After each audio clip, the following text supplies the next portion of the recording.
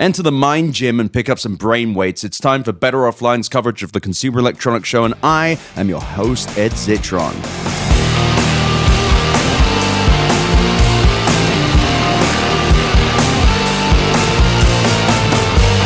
Better Offline. We're back here in the Palazzo in beautiful Las Vegas, Nevada, bringing you another episode. It is Thursday, and we're still covering CES. We are still here with an amazing assortment of guests from the tech industry. We've got an open bar, we've got tacos and places to sit down for members of the media, whether or not they join us on the microphone. And of course, we've got some new contestants and some old contestants, revisiting guests. My first is, of course, Chloe Radlciffe, stand-up comedian and actress from Is This Thing On? You're never going to get rid of me. I'm like bed bugs. I love it. I'm here forever. With Cradley Booper.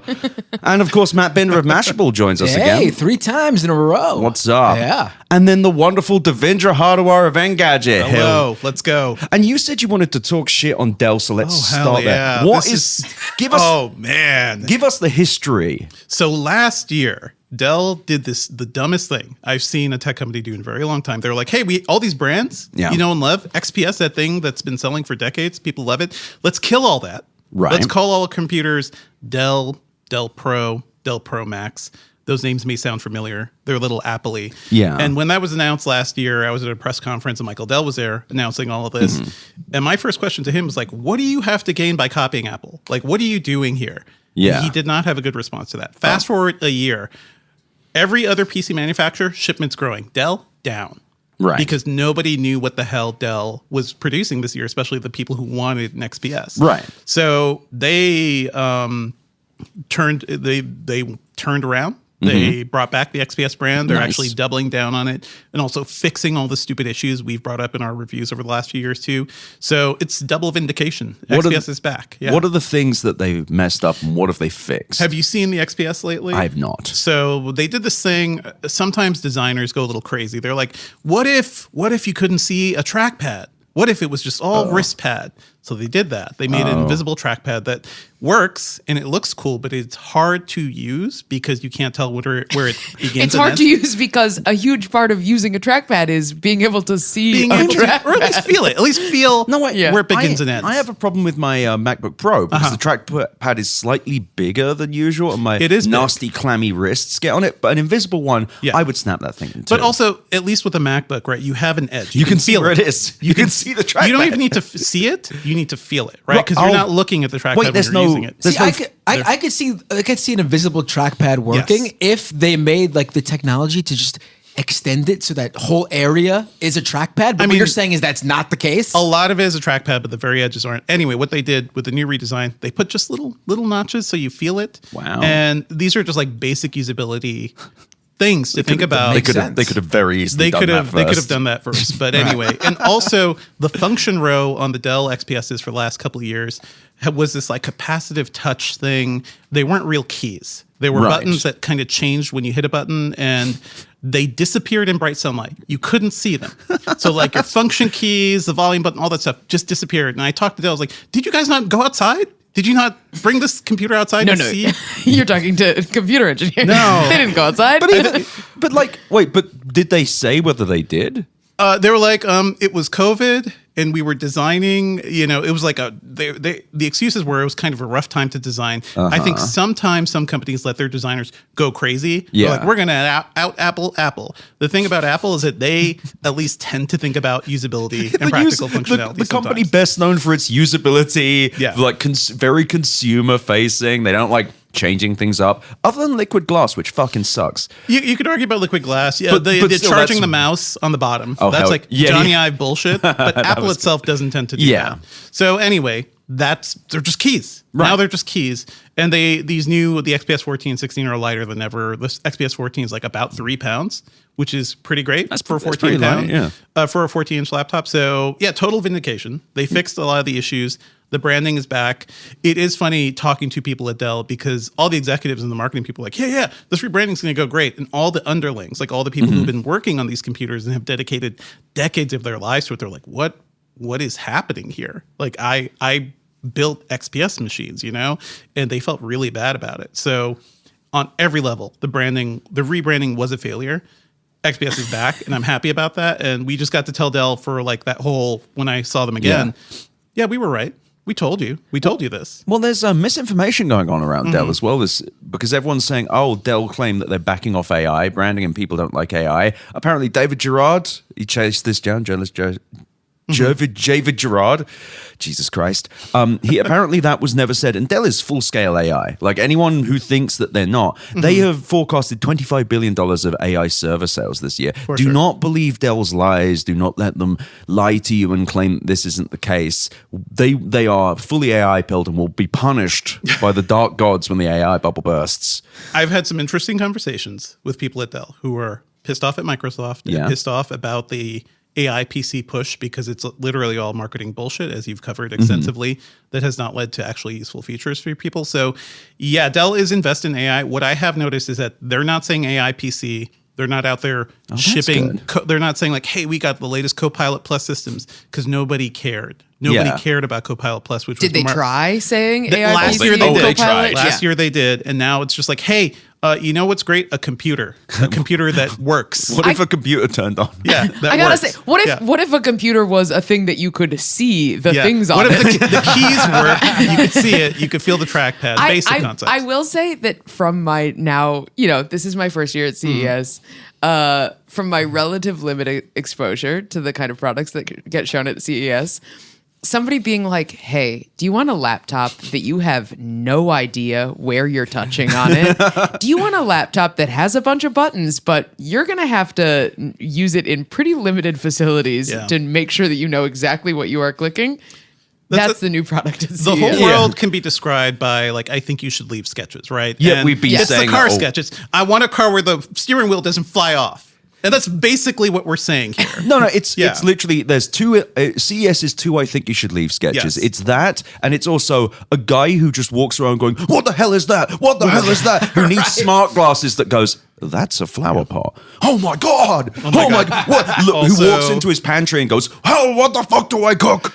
Ah! The I've got too much shit on me sketch. Also that one. Yep. I just can't survive. That's Victoria's this world. song from The Verge. Just too many wearables. Too many wearables. Although we had a good chat with the guy from Pebble, who is back. Everyone likes Pebble. Good wearables. Yeah. Actually, I said smart rings were bullshit last year, and I still believe that. Sorry, Victoria, but the Pebble smart ring, kind of cool. What do you think is bullshit about smart rings? The form factor means they can never really do much. The battery life is always going to be bad. Sorry, form factor, you mean being a ring. It's a ring. It's a ring.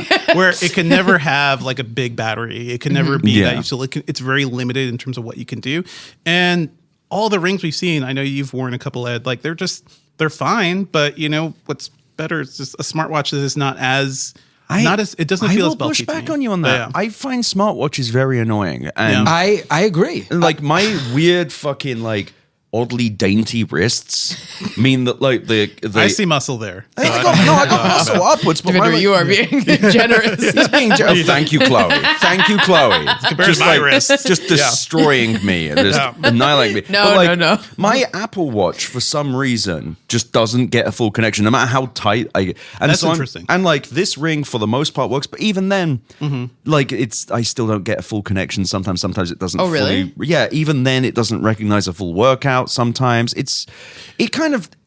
The wearables are personal. Like that's the thing. Yeah. We're all weird. Like what we like to touch, what textures we like. I think I've learned I just don't like ring stuff. Yeah. You know, so like that's just right. me. It's hard to make a generous product in that way. I mean, the thing is too, you have to be the type of person who wears whatever that wearable is, like the non-tech version of it too. Like I don't wear watches, so I wouldn't wear a smartwatch. I don't wear rings, so I wouldn't wear a smart ring. I don't wear glasses, so I wouldn't wear smart glasses. Yeah. That's a big one too. Smart glasses, also kind of bullshit. But the Pebble thing is kind of cool because the Pebble guy was always like, first off, their thing was e-ink smartwatches, like back in 2014, 2015. Yeah.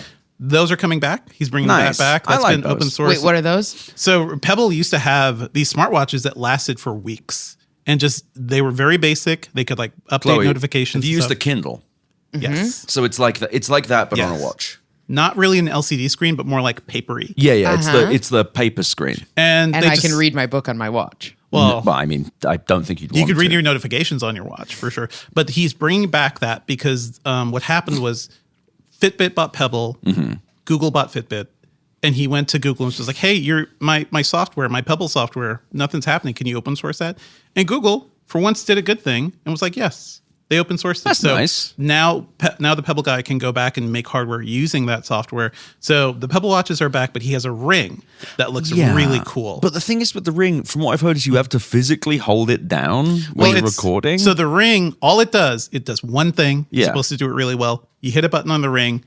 It takes notes. Yeah, but do you have to physically hold it down the entire time? I don't know if we looked this up, and I was saying that because I, as a comedian, literally my phone background says document everything. Yes. I record every single set that I do in stand up in my voice memos. Like I use the notes and the voice memos in my phone are the two things that unlock my entire life. This would be perfect for you. And it'd be perfect for me. Supposedly will last 2 years. Except also I love to, like, sometimes I'll just record a meeting and not tell the other person.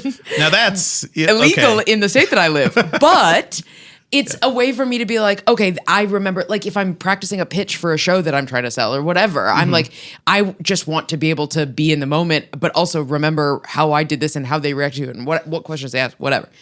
Anyway, this ring sounds like a thing that I would use. Yeah. Then I looked up what it looks like.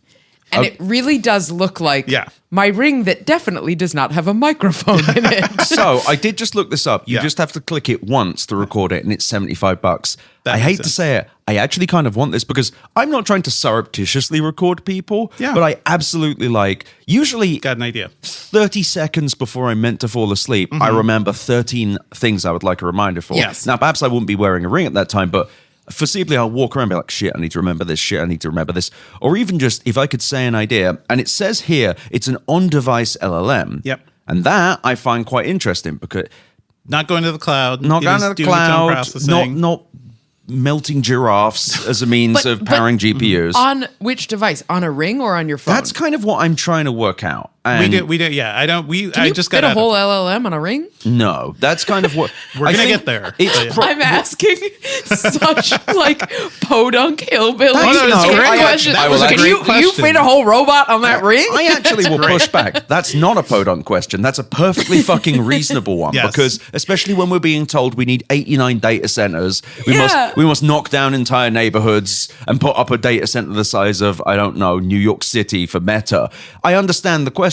Yeah. I'm going to assume that this thing you need to connect it to your phone, and your phone it has. Can you fit a whole AI on your phone? Yes, but I'm guessing it's a very simplified transcription specific one, but I do not know. It might store the recordings on the ring in case you don't have the connectivity to your phone in the moment. No, it says completely on device. You don't require an internet connection. That's cool. Perfect. There you go. I'm finding out about this ring right here, right now. I had no idea. This should be device of the show. $75. March 2026. Lasts 2 years. Now that's the thing. It's not rechargeable. So what? Once it's done, you send it back to them. Why? Because he is very much like, I think this is true. We have too much shit to charge. I'm just tired of it. So he's like, okay, what if a ring lasts 2 years? And if you actually are still using it by then, send it back and maybe get a replacement at a discounted cost. Yeah, that is probably better than holding onto a charger that you will lose. I actually got to say, what happens a year and a half in though if it's got less of a charge and not lasting? It can record roughly 12 to 15 hours of recording, and it lasts for 2 years. I'm sorry, I don't know if you're a journalist.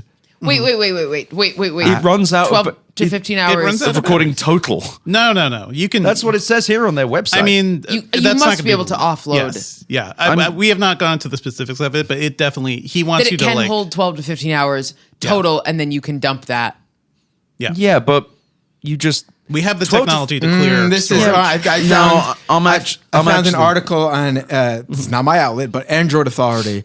It's expected to last for up to 2 years with normal usage, and normal usage is described as 10 to 20 times per day, recording 3 to 6 second voice notes. I wanted to love this. I wanted to love this so bad, but if you're thinking a journalist and you do what? So 15 to equal 30-minute interviews. That's $75 a week. Well, you're never going to record. This is not for interviews. Yeah, you're not going to record a full interview. This is for you on the toilet. This is for you in the shower. I do have a lot of thoughts there. It's toilet thoughts. It's shower thoughts. The storage thing, we have the ability to boot data. Like that could be solved. Sure, but I'm just kind of like, if this is meant to be for quick thoughts, fine. But I'm just like, as someone, especially because it does the transcription, I'm just like, that would be really useful. But I guess you can do that with the Apple Watch. But also 3 to 6 second voice notes. I mean, is that really saving you time that you couldn't just whip out your phone and type it yourself? Yeah, exactly. I'm kind of like my iPhone. That does add up. Yeah, I do actually think that being able to say like a very quick thing. Captain's log. Yeah. Yeah, I do think that is cool. The use case that I would be using it for is if I am always like writing down in a conversation, if somebody says a very smart thing or like analyzes something in a really cool way, I'm always like, hold on, I want to write that down. Yeah. And so if I could just be like, hey, can you explain to me why this movie wasn't effective in the way that we both felt that it wasn't effective, but I am not articulate enough to be able to put this into words, but you, my boyfriend, who is a smart director, can say it into my ring. But that explanation is going to take 60 seconds. Like I do think that there's a use case that is well under 60 seconds though is your 60-second note is your entire use case for the day. That's what I'm saying. If you want this to last 2 years, exactly. That's what I'm saying. So I would be doing that in my mind too. If you give me a time frame like this, if you want this to last 2 years, you need to use it no more than 6 to 10 times a day. You're still going to have your phone, like range anxiety. But every time I use it, I'd be like, "Oh, this was use number 6. Do I really want to go and push it for the next note?" And that is how you know that you did not grow up with money. Yeah. And I still do not have money. Yes, that is a very clear class marker. I will give them credit in that they specifically say this is not designed to record your whole life or meetings. It is very much a reminder thing. I can kind of see it. And there are numerous times where I will just be sitting there and be like, oh, I have an idea. Like, what if Benoit Blanc interrogated Cuba, for example? Yeah. But like the useful ones too. But I also like typing, but again, I can see different strokes for different folks. Like that's fine. And also, Chloe does literally do this. She's like, "Can you say that again so I can write it down?" So this might be a Chloe Radcliffe approved device potentially. How the way I do reviews is often I'm like out just like dictating thoughts into my phone. So that's like often a thing. The other thing I'll point out is that the lifespan is the thing. Like, will people want basically a disposable device? But what if I think you send it back to them. It gets recycled. The battery gets recycled. So good for them. Electronics recycling, not that great, but better than just need to put it in the mail. Like it's just see, the moment I'm told I have to mail something, I just want to jump off a fucking bridge. Like I'm just like, oh, you want me to go to the post office? Let me go Bud Dwyer mode. You get a self label or whatever. If they drop it in the thing. No. But then that means self-label. what? You got to print. You got to print exactly. self-label. Oh, no just way. shoot me in the goddamn head. They have. There's that startup that does the thing for returns right now, where you get a barcode and you just bring it to like Bed Bath and that shit rocks. Somewhere, and that's cool. Wait, what's that? Tell me about that. With like Amazon returns and as long as you go to the UPS store. You can do it with Kohl's as well, I think. Oh, okay. Yeah, so that's Amazon. There's also another company that just does returns. I got Amberjack. Amberjack is a shoe company I used, and they have it where it's just you scan it. It's like you can take it to a Kohl's or something, which is cool. Like it's weird. Like there are little things like that which are really useful. Like I said, this is a dyspraxic physical coordination disability. Putting together, like opening a package isn't fun. Packing a package sucks. Is like the pain box for me. It's like if you're like return this with a label, I'm like, you want me to touch the thing with the knife on it and the tape? It's also like that's where millennial breakdown happens. It's like, oh, this is a task. Well, it's not so much task that takes time. Well, let me explain dyspraxia though. It's not like it's like a task. It's picking up a box and putting tape in a straight line is genuinely difficult. Like my brain, it's in like the more complex it is, like it actually like is upsetting. Like it's meant, like I'm sure that a few dyspraxics who listen are like, yeah, fuck yeah, dude. Boxes suck. But it is really like that. And it's hard to describe because it sounds like I'm just being a baby. I wish I was. I wish this was just me being like, ooh, I can't put a box together. No, it's really fucking difficult. It's so difficult for me. So it's like, oh, I gave you a label.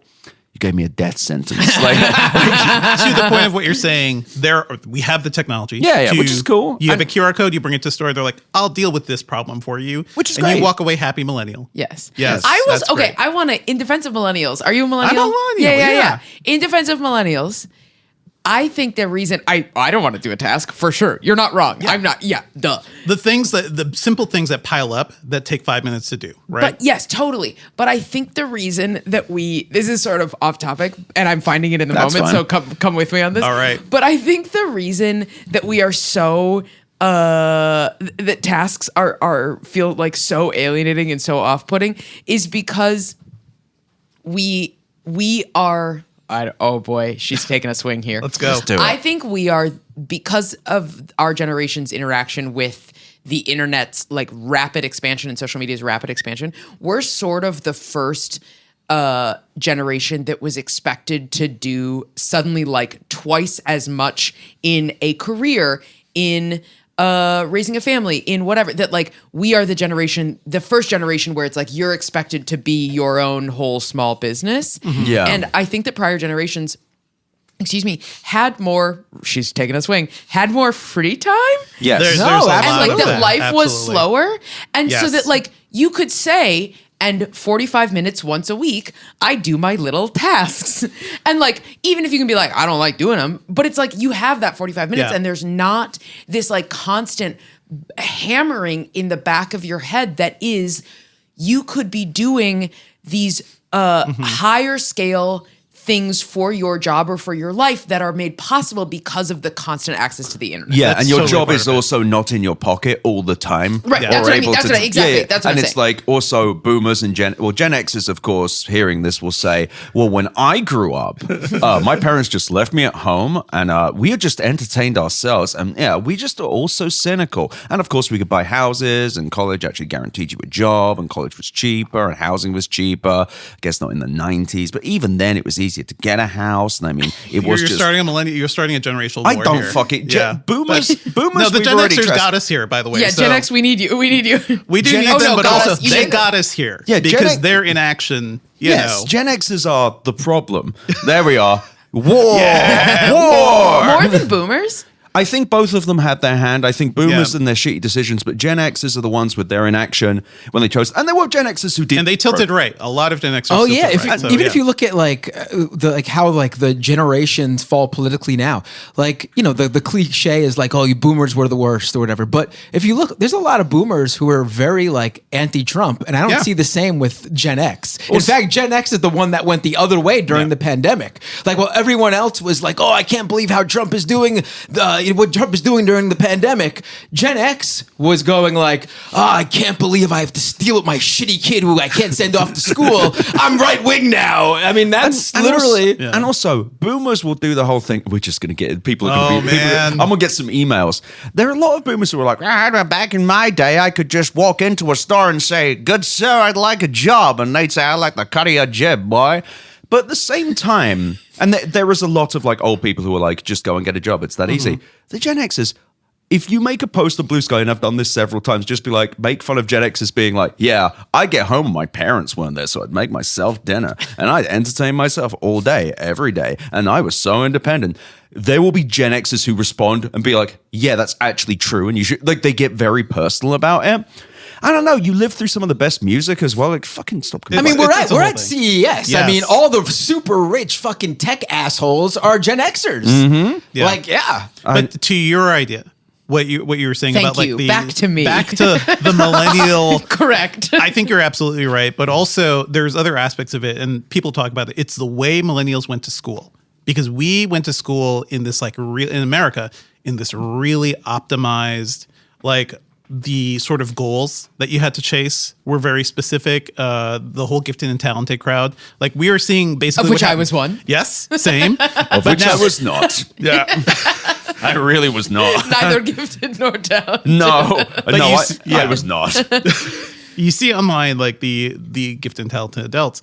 We're like, oh, that was kind of wrong. That maybe kind of broke us in terms of how we Do you mean go you through mean the like world. the high expectations Yes. placed on us and the expectation of Yes. perfectionism, or Yes. like how that metastasizes into perfectionism? Exactly. All Yeah. that. Like we were built for school and for taking tests and then sent to the real world. Right. It's like, oh, ooh, And do you think what do more I so do? than other generations? Oh, absolutely. Yeah. I mean, if you Yeah. think about it, like why did all the first internet culture Yeah.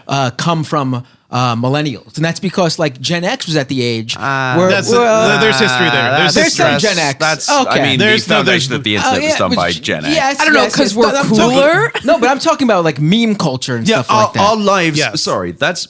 I think I know what you're saying, which is that yeah. our lives were digital in a way theirs were not. Yes. Here's what's interesting is that we're getting too millennial focused because we're all millennials, I guess. But also, we knew what the Not world me, was. I'm very young. Okay. Thank you. Good to know. Hollywood, cast me in things.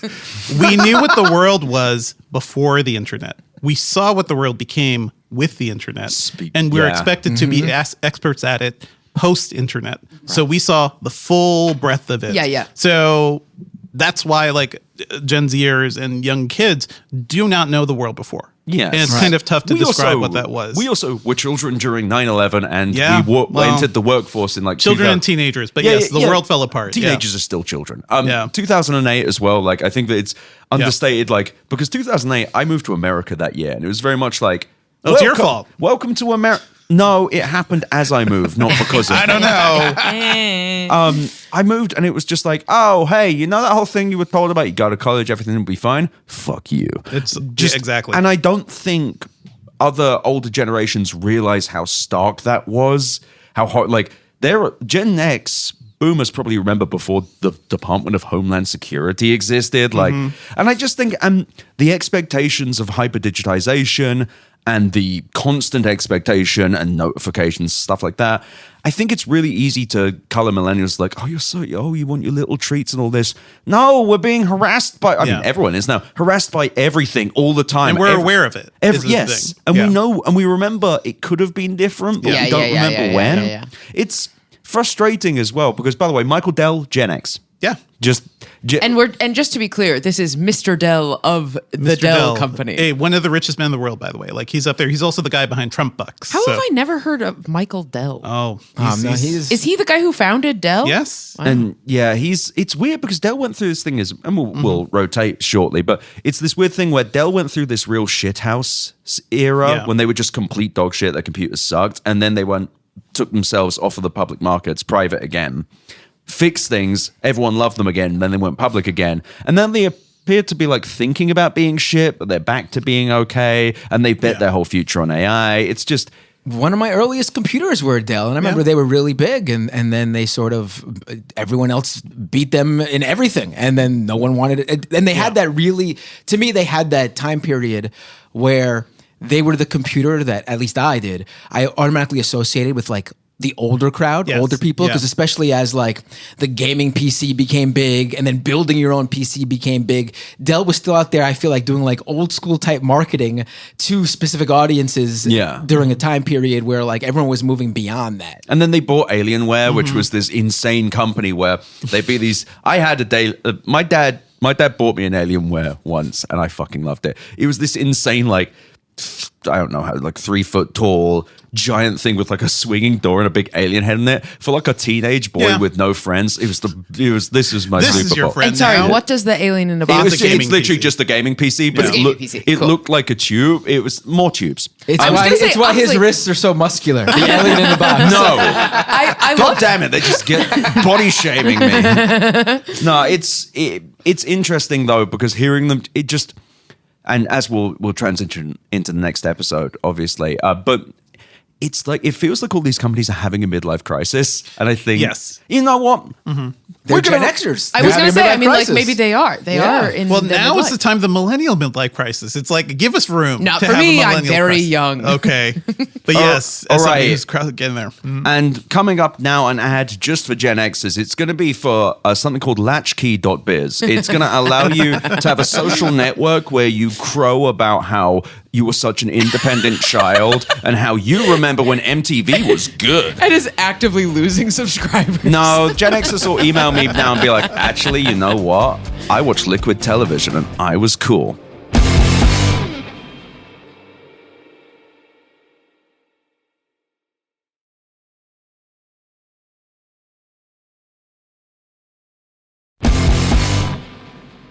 We're back in the room. We're back with a wonderful cast, of course. Actress and stand-up comedian Chloe Radlciffe. Yeah.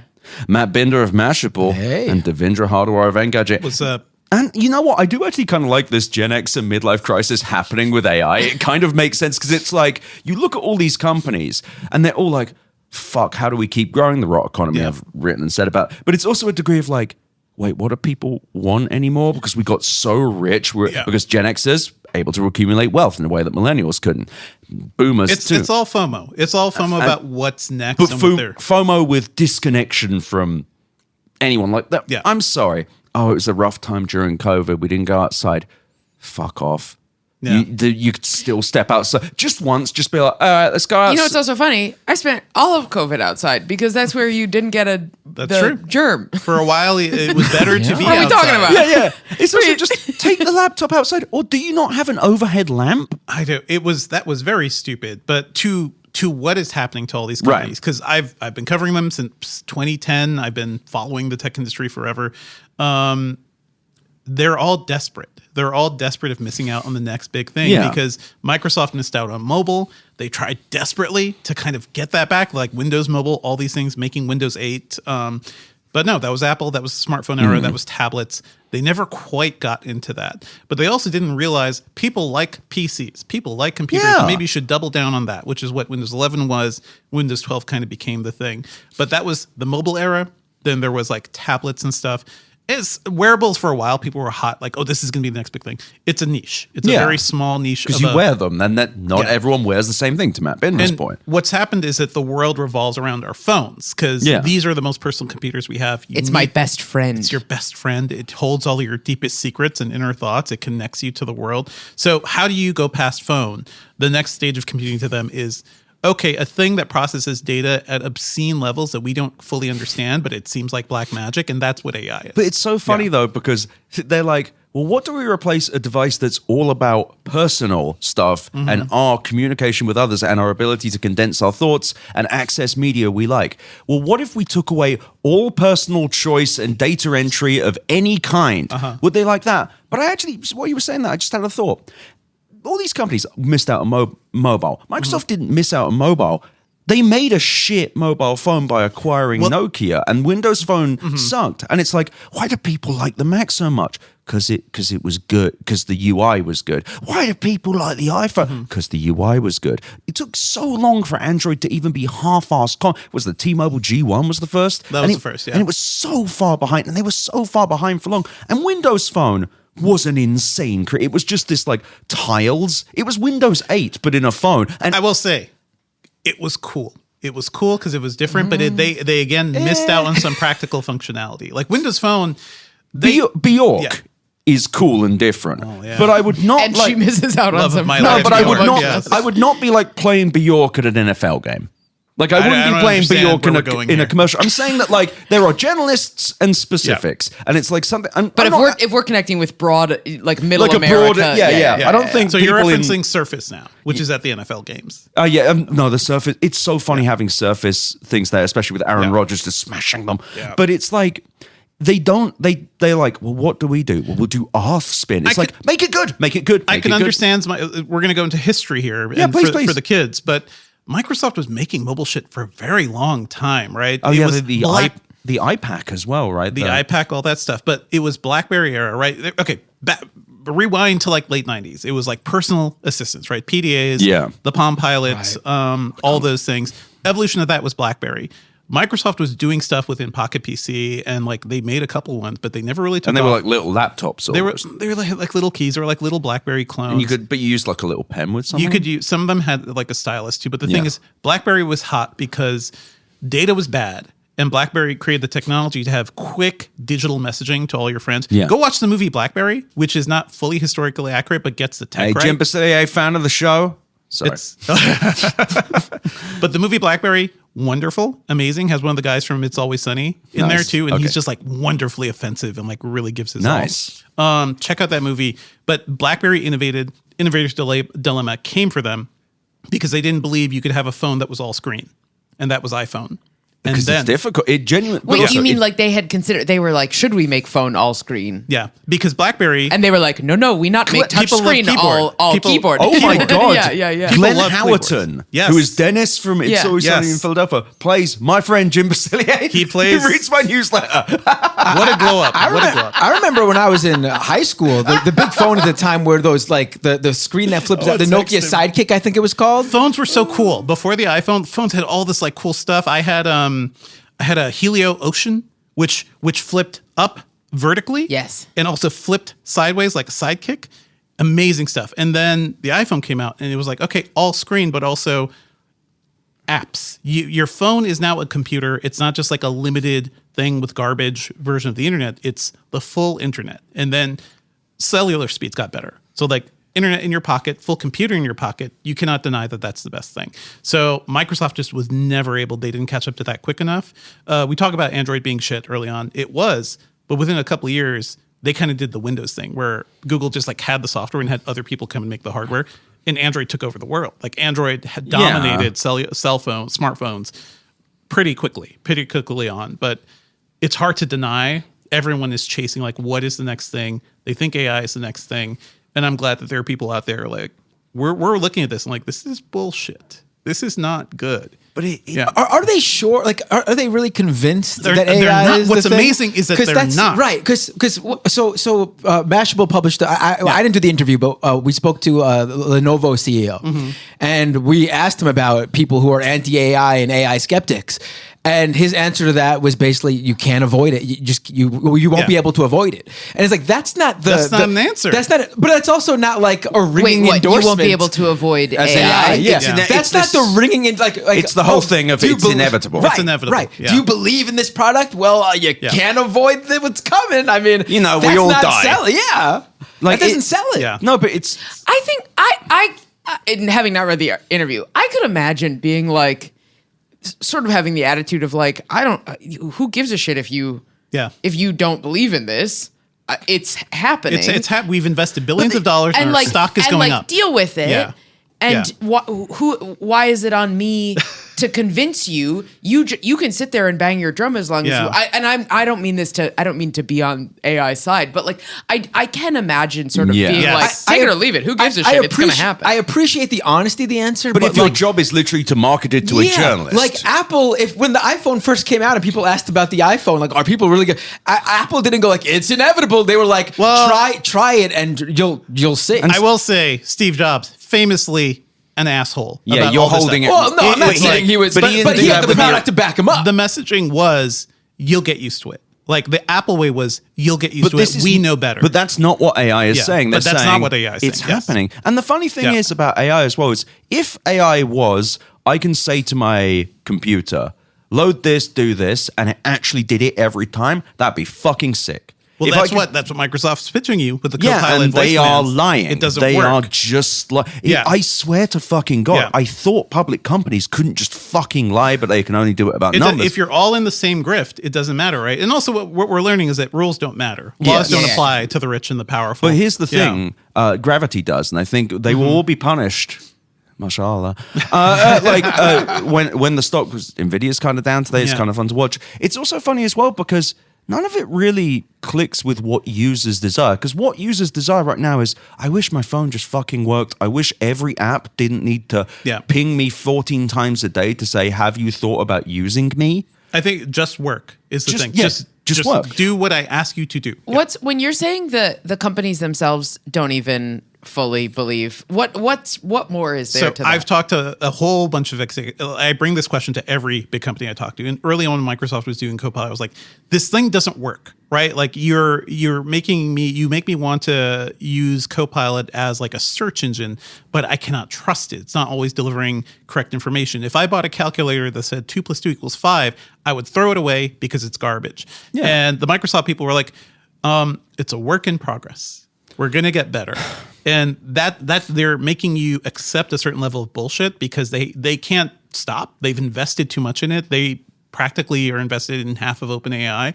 So like they can't stop. It's too big and their stock is being rewarded for it. So they can't say anything bad. But okay. And again, just to play devil's advocate and that this doesn't the views reflected here are not my own. I look at what AI take image production, for example. What the images that AI could create 4 years ago versus the images that AI can still images that AI can create today are unrecognizable between the two. They're so much better. Yeah. And when they were producing the dog shit images 4 years ago, if somebody was like, if you do the same calculator thing and then they're like, well, yeah, it's a work in progress. And in 4 years, the calculator is going to say 2 + 2 = 4 every single time. I think that is a fair response. And that's the thing. That's the thing, though. This is one I've answered a lot. This is one where I'm like, oh, so that made sense maybe 2 years ago. So it made sense. Like, I would say it stopped being rational to do that. Like maybe, at latest March last year. So 2025. I would say right up until image generation with GPT, that was when you just went bonk. I know people are going to say nano banana. I went an entire day without saying nano banana, which is now on televisions. It's just like, I do not know what that word nano is. banana It's is. a You Google weren't here. image It's generator. Google's image generation. It's like the best one on the market. And people are like, look, it can generate a picture of a woman for some reason that I'm using. Like And she lives in a tube. Yeah. It's like tube generation. Yeah. Okay. Oh God. And they can't answer the basic question about the entire idea of image generation, which is what I keep asking. But the thing is, it's not like it's. But the thing is, it's not having these meteoric jumps. 4 years ago, sort of been 20. Yeah, You're saying like the curve is leveling off. yes. So we've reached the point of diminishing returns because the way these models get better is two ways. One, you feed data into them. Two, you tweak the models by you basically tweak their outputs. You say, don't do this, do this. Yeah. The thing is with images, you're right up against the wall now. They've got about where they can get, and their thing they'll say is like, look, we've made some realistic looking images. The problem isn't making one realistic image. It's doing the same thing more than once reliably, maybe twice, thrice, 100 times. It's being able to have a consistent visual image, and you can kind of do that, but it takes a shit ton of computational power.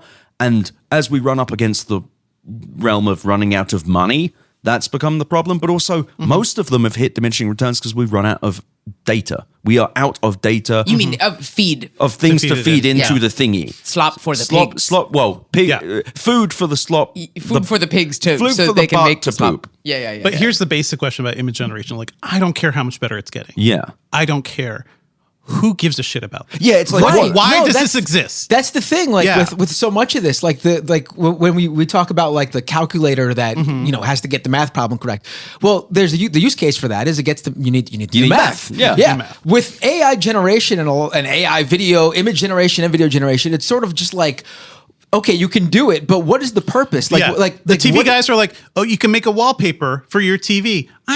I don't turn my TV on for a wallpaper. I don't care. Right. It's like, who gives a shit? Who gives a shit? The point for me, like people are like, oh, you can take a selfie of yourself and insert yourself in different. Well, for me, like when I want to look at a picture of myself, it's because I want to remember that experience that I experienced. Oh, but if I put myself in an AI image generator and it puts me in front of the pyramids in Egypt? Why the fuck do I care?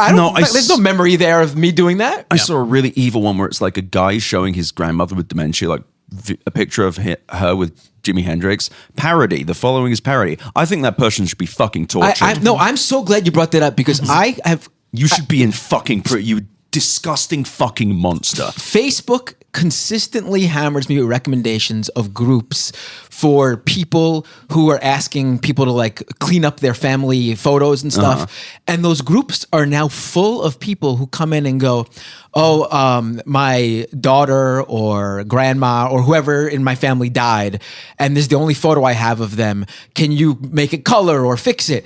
And now all the responses are people putting it through the AI image generators. Ugh. And they spit out things that don't even look like the deceased family member. And some of these people love it. And some people even put them in like the deceased family member picture in a video generator that generates just yassifying their grandfather. But it's like, at some point these image generators are going to distort your memory of the actual person. Totally. Because if you only have one photo of someone and that photo was cleaned up, quote unquote, but it changed how your family member looks and you're constantly looking at that photo, it's going to eventually actually fuck with your real memory of what that person looked like or sounded like for like the voice cloning stuff. And it's like, I think that's so fucking unhealthy that we're going to have a world of people who remember their own ancestors as people who did not even exist because they don't have an actual like photo in their brain of how they actually look. They have the AI generated photo of them. I completely agree, and I'm sure that this is already happening. And then and this is where I get a little nihilistic. Nice. This is where I get a little depressive. Nice. I wind up going. My impulse as a millennial who experienced the world ubiquitous internet. My instinct is that like their brains are going to be fucked up by shit like that because and it feels good in the moment, and so they keep doing the drug. And why wouldn't you? If the drug dealer keeps coming to your house, of course it is going to be very difficult to say no. It's much easier to say no when the drug is not inside your house all the time. And so they're going to keep doing the drug. They're going to fuck up the brain. They're going to have this insane relationship with memory and with emotion and with human connectivity. And then I want to say, and at some point, they will, in their heart of hearts, understand that this is bad. In years, decades. Like I'm not saying they'll wake up one week. Yeah. But like at some point in their old age or in their middle age, they will go, "Wow, this is bad. I don't know how to describe this. I don't know how to articulate this, but I can feel in my heart that something is disconnected from what the human experience should be." I think that's partially what we're doing right now because people are using these tools and not fully thinking about it. And there are just so many philosophical questions about us. Like, how do we process information? How do we process memory? How does this work within our society? What's the anthropological impact of all this falsified information? Like, there's the immediate harms of nothing. We can't trust reality anymore. We can't trust anything because they can just make up facts. But also the eventual harms is that the idea of memory is just going to disappear. Another thing I've seen, and this is the really depressing one. Like someone will ask for something, like they'll post a photo of their child who died at 9 months, 3 years, whatever. And they'll be like, "Oh, I'd love to see how they would look if they made it to 40. And it's like, no, don't do that to yourself. No. Right, exactly. Don't do that. You have the actual image or videos of them when they existed and who they were and what they were. Just keep that in your memory. Don't look at this person who never will or did exist. Right. That they're generating. It's just, and the thing is, mess with people. all of that photo editing stuff, and in particular the new things where you can be like, "Okay, add a sword to the photo, make him look like Captain America, give my grandmother giant abs," like all of the things that you can do with AI now. All right, now you've got my attention. Yoke my grandma. Phrase to remember. CES 2026. Yoke my grandma. But here's the thing. I genuinely believe all of this is going away. No one other than me is really willing to fully go. I think all of this goes away. I think everything dies within 2 years. I think that there is going to be the big egg face moment, and no one wants to take the logical endpoint, which is the people who are dependent on these things are not going to have a thingy anymore. Unless they're going to put DeepSeek R1 on their laptop and wait 30 seconds between responses. Because I think all of this is just, I think every image is like a few bucks. My theory, this is gut instinct. I think it's like a few bucks per image. And I hear MIT Technology Review had an article middle of last year. Images are cheaper than text, but they're still very expensive. But nothing's worse. I'm surprised images are cheaper. I was than text. surprised too, but I forget the actual thing. But all of this, like the video generation stuff, that's gone away first. So and sorry, that couple dollars per image or whatever is for them to produce being paid by OpenAI, or it is being for those paying for the GPUs to run. Yeah, right. Okay, and that's another thing though. Most of the AI generated stuff you see out there, not professional work obviously, but like things people post on social media or whatever, they're just using like the free version of a lot of because no one wants to actually, unless you're using it again for professional purposes, no one is paying. It's for yoke this. my grandma for free. No one wants to pay for the subscriptions, and that's the why? thing. OpenAI has this big thing. People love to and be like, what if they did ads? If you are someone who's emailed me about it, that you're like 75,000. Wow. What if they did ads? Here's the problem. The Information had a great story this week, where it was 900 million weekly active users, though they bullshit those numbers. 800 million of those are outside of the US, thus they're lower value advertising clients. So yeah, most of them are free. They're just, and the funny thing is even the ones that pay are the most enthusiastic, who cost you the most money. OpenAI loses money even on their $200 a month one. So the more you like something, the worse you are as a customer. It's usually the opposite. Right. It's usually like your power user of Facebook doesn't cost them that much because it's basic. It's just, so the way a website works is like Facebook is. No. All right, Ed. Wow. I know I'm a lady and I know I'm not in tech. No, I'm kidding. No. So when you should be in a box. So picture a computer. No. Machine that you Chloe, hit. don't maybe be sarcastic and be like, do you know what Akamai is? But, so it's when you run a website like Facebook where you access a page with some videos, the streaming doesn't require, it's like a CPU and like requires storage and RAM like in a big server. Yeah.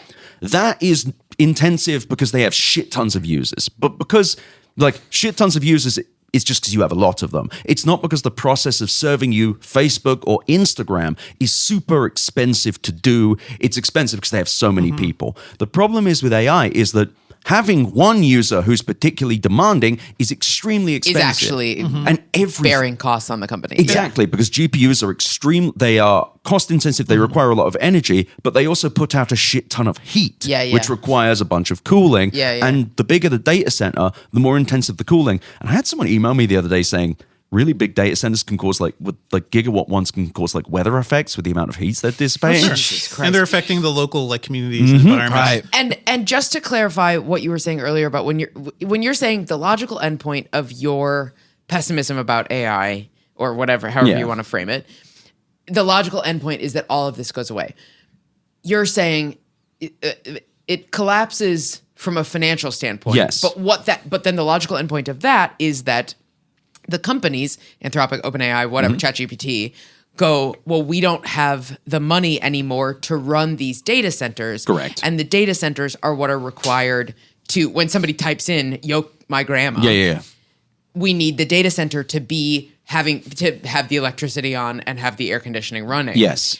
And that when somebody's not paying those bills, then I can't get my grandma yoked. Correct. And there's no economic reason to do it because, to Devindra's point, the only reason they're doing this right now is because their stock value is growing. Microsoft, Google, Amazon, Meta, they've seen their stock grow, not because of AI revenues, they don't talk about those, but because AI is so big, so huge, and so yoked. Yeah. Everyone's talking AI. But the moment, and the thing is, I've heard people say, oh, well, it's a ChatGPT bubble, it's not an AI bubble. Here's the thing. Oh. Yeah, it's a real. Why? How does somebody thread that needle? Because they're fucking stupid. No, the argument is that, well, OpenAI is the worst business of all time. It burns money forever. They have no path to profitability. But all the other ones will be okay. There will be other winners. The problem is that this is a vibes-based thing. Yeah. Right. Now, what happens to the vibe when the main business that everyone knows, like 800, 900 million weekly active users, compared to everyone else where they have like 20. Now, you may think you've heard Microsoft say they've got hundreds of millions of Copilot users. You've heard Google say hundreds of millions of Google Gemini. That's because they put them in their main products. But even then, their shareholders are just going to go, right, why are you spending all this fucking money on this? Why are you propping up these insanely expensive things? Right. And if you wonder why I'm so confident about this, none of them talk about the revenues or the costs. Right. Sure. The thing also, though, is if AI was to disappear, what do consumers lose out? Like what is the... Nobody will care. Yeah. And the things that people may use in their everyday life, like AI transcription or voice to text, we're at the point now where those models actually could just live on your personal computer. You don't need an outside server at all. You don't need a company to pay a monthly fee to. You could just download a model. It's a few gigs and you have your own voice to text and your own transcription. It's that other more intensive stuff that are just like little toys that no one really needs that'll just go away. To me, that is the logical outcome, by the way. It's like the big AI will die off to a certain degree. That will lead to widespread economic devastation, by the way. Like that will be hard. It's going to be worse than the great financial crisis, in my opinion. Could be worse than the financial crisis. Could be a depression level hit on the world economy. So that worries me. But when it comes... Because all these companies... No, I know. That was a joke. Oh, my God. the idea of Why would local that worry you? the idea of like local AI and stuff that's just like, okay, my watch is a little better. I can transcribe to my computer that lives locally. That does happen. It's already have here. one piece of bad news though. The only reason those models are being worked on right now is because of the big ones. And once those big ones go away, they're not going to have any fucking reason to do them. They don't care about transcription. They don't care about the useful stuff. They still need a reason to sell you a new laptop every year and I or don't something. think this is going to be enough of one. And my thing is like, I'm not sure how we're going to intellectually reconcile with this because this is the world pants shitting competition. Well, it's also everything is so fucking stupid right now. Like every level. We've been in the CS bubble, but looking at the wider world right now, so yes, dumb. It's so dumb. Like Trump invading Venezuela was how we started this year. I was born in Guyana, South America, the country right next to Venezuela, and it's probably right next on because they just found oil. So Exxon is like just out there taking all that stuff right now. Put it back. We didn't find anything. Things are so stupid right now. So that's why I do kind of feel like, yes, we're going to see this. But this is, and I know this sounds hard to reconcile with. I think this is going to be stupider just because, hear me out. Every major CEO has added AI, has talked about AI. It's all they talk about is AI. Every major tech company, AI. And a bunch of people we work for, not me personally, but tons of people we work for, people have said that AI is the future. World leaders, AI is the future. Everyone said AI is the future. And I think all of them are wrong. What are we meant to do with that information? Because this is Trump politics. Okay, there's voting, there's like a process. This is like... For now. Sure. But the foundations of economic movement, but also... knowledge in the world and consensus reality and paradigms themselves have been based on the idea that the people running the money, people running businesses are somewhat intelligent, that would not be fucking wrong. And what's become obvious is almost nobody knows anything ever. And I don't mean this in the cutesy like, oh, bosses don't know stuff. I mean... these people have just been fucking wrong, like wrong. Just like AI will do this, but it's not. It's not just AI. I will tell you, like when I started covering technology and doing journalism, I was mainly like writing about startups at the time. It's like, oh, cool. These guys, their ideas are so interesting. They've gotten billions of, usually millions of dollars of investment. I was talking to, Kevin Systrom and the Instagram guys when it was just 4 dudes. I was like, oh man, they must be so smart and so interesting. No.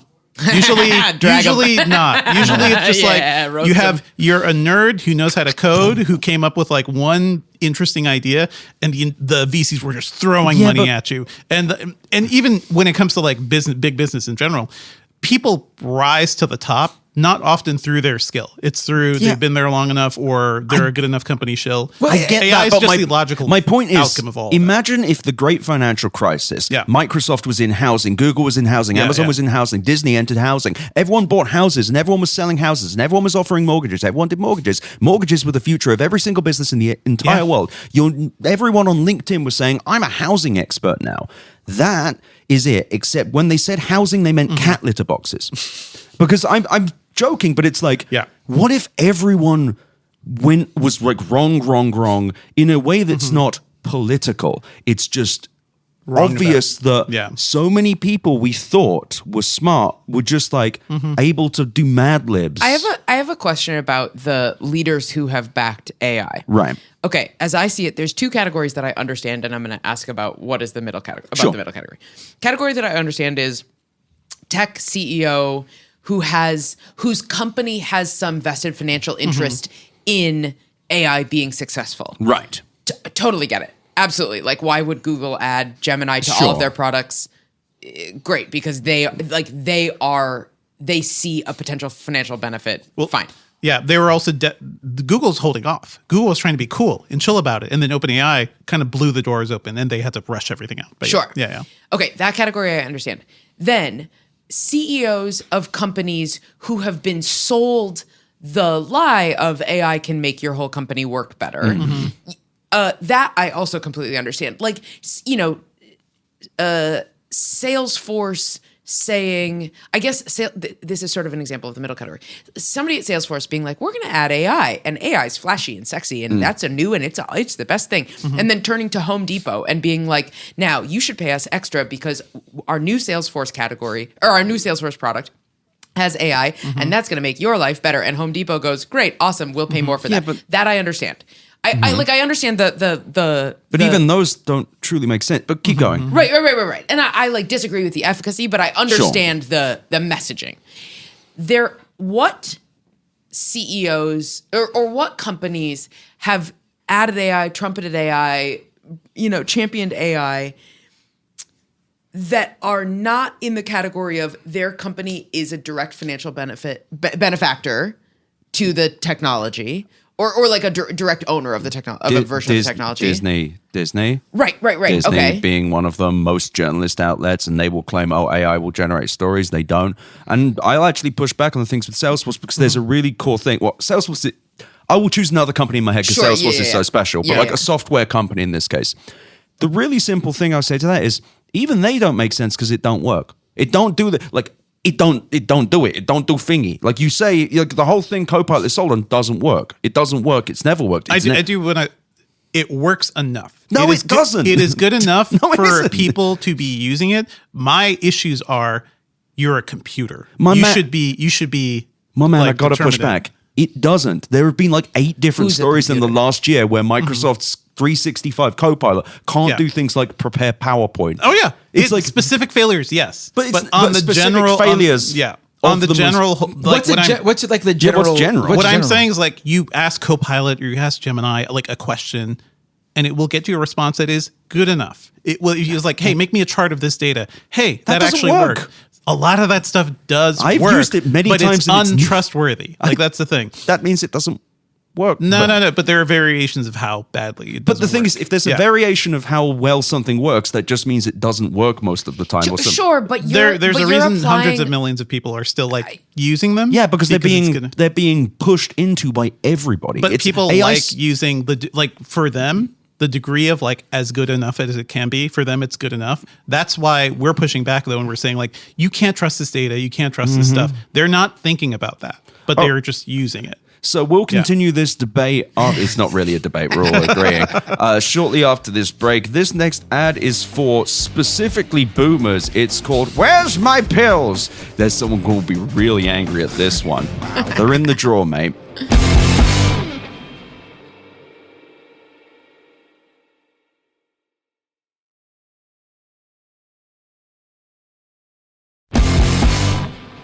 And we return to our scene. I'm now joined by Edward Ongweso Jr. of the Tech Bubble newsletter. Hello, my friends. Chloe Radlciffe, of course, the actress and stand-up comedian. Who? It's you. And of course, Devindra Hardawar of Engadget. Hello. And I think we're in an interesting point in the show where we're all getting to the end and we're realizing we have to go back to the real world. And there's this thing of this AI thing. And this whole situation where, and to get back to the debate we were just having, it's it kind of works.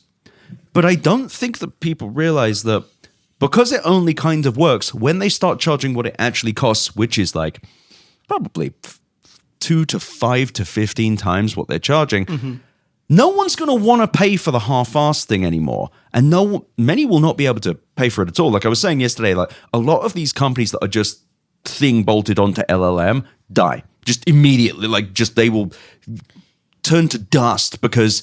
Imagine if the core fuel of a car, of course, double, tripled, quadrupled in value, in cost. Of course. Interesting proposition here. Do you think, 2 questions. Do you think that AI companies will start charging subscription rates before the financial implosion that you predict? Yeah, I think that, you've already kind of seen signs, they're very unfair with this, no one likes this one. Both OpenAI and Anthropic have added priority processing to their API customers. API just refers to, instead of you or me using ChatGPT or Claude, you as a company would connect your software with an API to their service and then run on top of it. Now, when you run something on top of these models, you're effectively just prompting them. API stands for pretty big interface.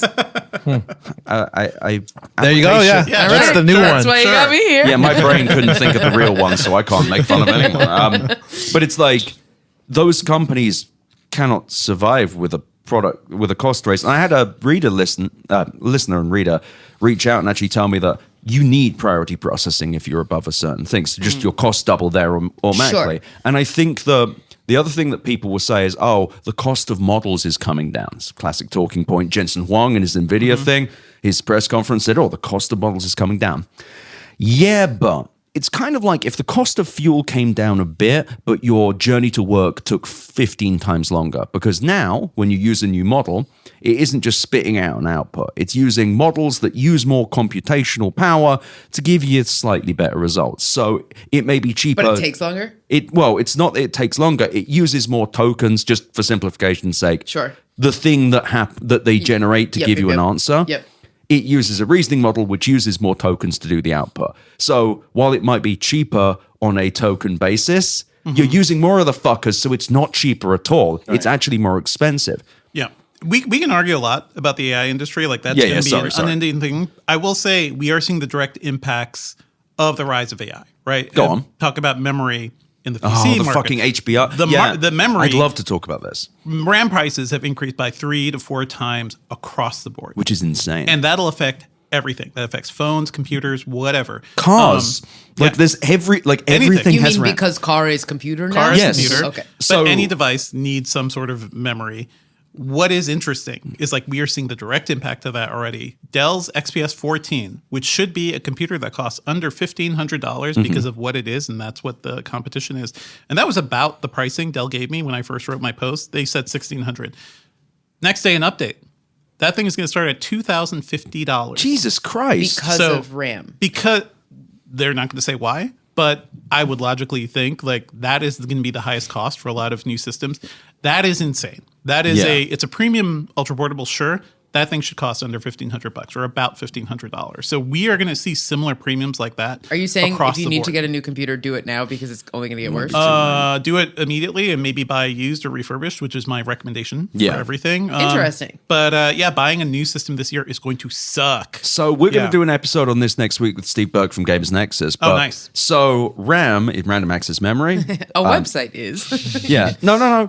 This is the thing. There is. No, I want this. But also, I don't the know. best lesson Sophie and Robert gave me is explain everything, because even if you think you know something, you don't. So RAM is when you quickly need information to do a task on a computer. So you couldn't access the hard drive, no matter how fast the hard drive is, it's not fast enough to get something immediately. AI services are extremely demanding on something called high bandwidth RAM, which is just allows you to keep a bunch of memory stuff in the RAM so you can constantly access it, because that's how LLMs work. Someone's going to email me and say, I truncated that, shut the fuck up. But it's, nevertheless, because of the demands of NVIDIA building GPUs, of Broadcom building their own bullshit GPUs, AMD building their own bullshit GPUs, the price of RAM across the world has increased. Now, eagle-eared listeners may think, I heard a story, Edward, about OpenAI taking 40% of the world's RAM. This story is bullshit, and everyone pushing it is a fucking liar. If you look on SK Hynix and Samsung, so OpenAI did a deal, quote unquote, with SK Hynix and Samsung, two companies out in Asia, where they were going to get hundreds of thousands of wafers of RAM, just the things that you cut up into RAM, which is insane on its own. But it was a letter of intent, which is a concept of a deal. It's like if you and I email and say, why don't we do this? It means fucking nothing. And everyone's trying to blame that. No, what it is just every GPU, anyone doing anything with GPUs is just Did you see buying all the RAM? The new NVIDIA supercomputer, the Vera Rubin thing. I hate that they're using these actual scientists to apply to these things. It seems so disrespectful. But 1.5 terabytes of RAM in this Vera Rubin supercomputer, that's this. So it's like AMD. Say that again. AMD 1.5 terabytes of high how many bandwidth of memory. that? How 1.5 terabytes per how many GPUs? I'm gonna have to look into the specifics here. There's a lot of GPUs. Let me look. But I believe it's in the full. It's in the full Okay, thing. and sorry, not to be a woman who doesn't work in tech about this. No, this is actually very annoying. Okay, so supercomputer named after a lady, and we think it's disrespectful. Yes, tell me the name again. Vera Rubin. Vera Rubin. Okay, the Vera Rubin computer is a big box and it's really powerful. And inside, there's a little shoebox that you can keep all the little Tons random of GPUs, things. and like little smaller computers are all tied together. Yes, tied together. Okay, RAM is like one box where you have all sorts of random things that you might just need. It's like a chip. I know, but I'm picturing it in my head. If you imagine like city block, right? Different blocks are different components. The RAM is the streets in between them to deliver information. Okay. So more RAM, Awesome. bigger streets, high bandwidth RAM, faster streets, faster traffic, right? Okay, So great. like that's the basic thing. Great. It's just a shit ton of data. That's what AI needs. Why? Oh my God, it's 1.5 terabytes per fucking rack. Oh, per rack. And there's a lot of racks in there. There's a lot of racks in there. Yeah. A fucking data center will be full of like hundreds of these fucking things. Racks on racks on racks. Literally. Okay, but hold on. Why is RAM a limited There are resource? only 3 companies in the world that make it. Ed, you can have. No, probably please, have please. that No, information. you go ahead. But that's basically And it. There is- are only 3 companies, and nobody expected. They were fine. We were fine. Yeah. Nobody expected that. Why do you need so much goddamn RAM? Nobody was prepared to do this. Yeah. And is yeah. RAM a physical thing that Yeah. somebody makes? Yes, Yes. so the preparation. I'm going to fuck this up slightly. So Devindra, please correct me if I get something I am wrong. not an architecture So guy. there's but a yeah. company called TSMC, Taiwan Semiconductor Manufacturing Corporation. I think I get that. Yeah. I respect companies that are just like, what's your name? Business company. Yes. Like, fuck yeah. Just tell me Yeah. what you do. They have these things called fabs, and they basically build chips, and there's a whole fucking supply chain of how chips are made. You get wafers of RAM, you cut them up. Sounds delicious, isn't? Wait. You get like a big sheet of Of memory. chips. Yeah, and then you cut them up. Making chips is fucking cool. But you're saying There's a a li- wafer is a certain amount of chips. You print the sheet, And you cut 'em up. You make a sheet of 1,000 chips, and then a wafer is 100 chips. Yeah, a wafer is just the thing that you cut up into chips. But really simple, just you don't need to know that bit. Just really simple.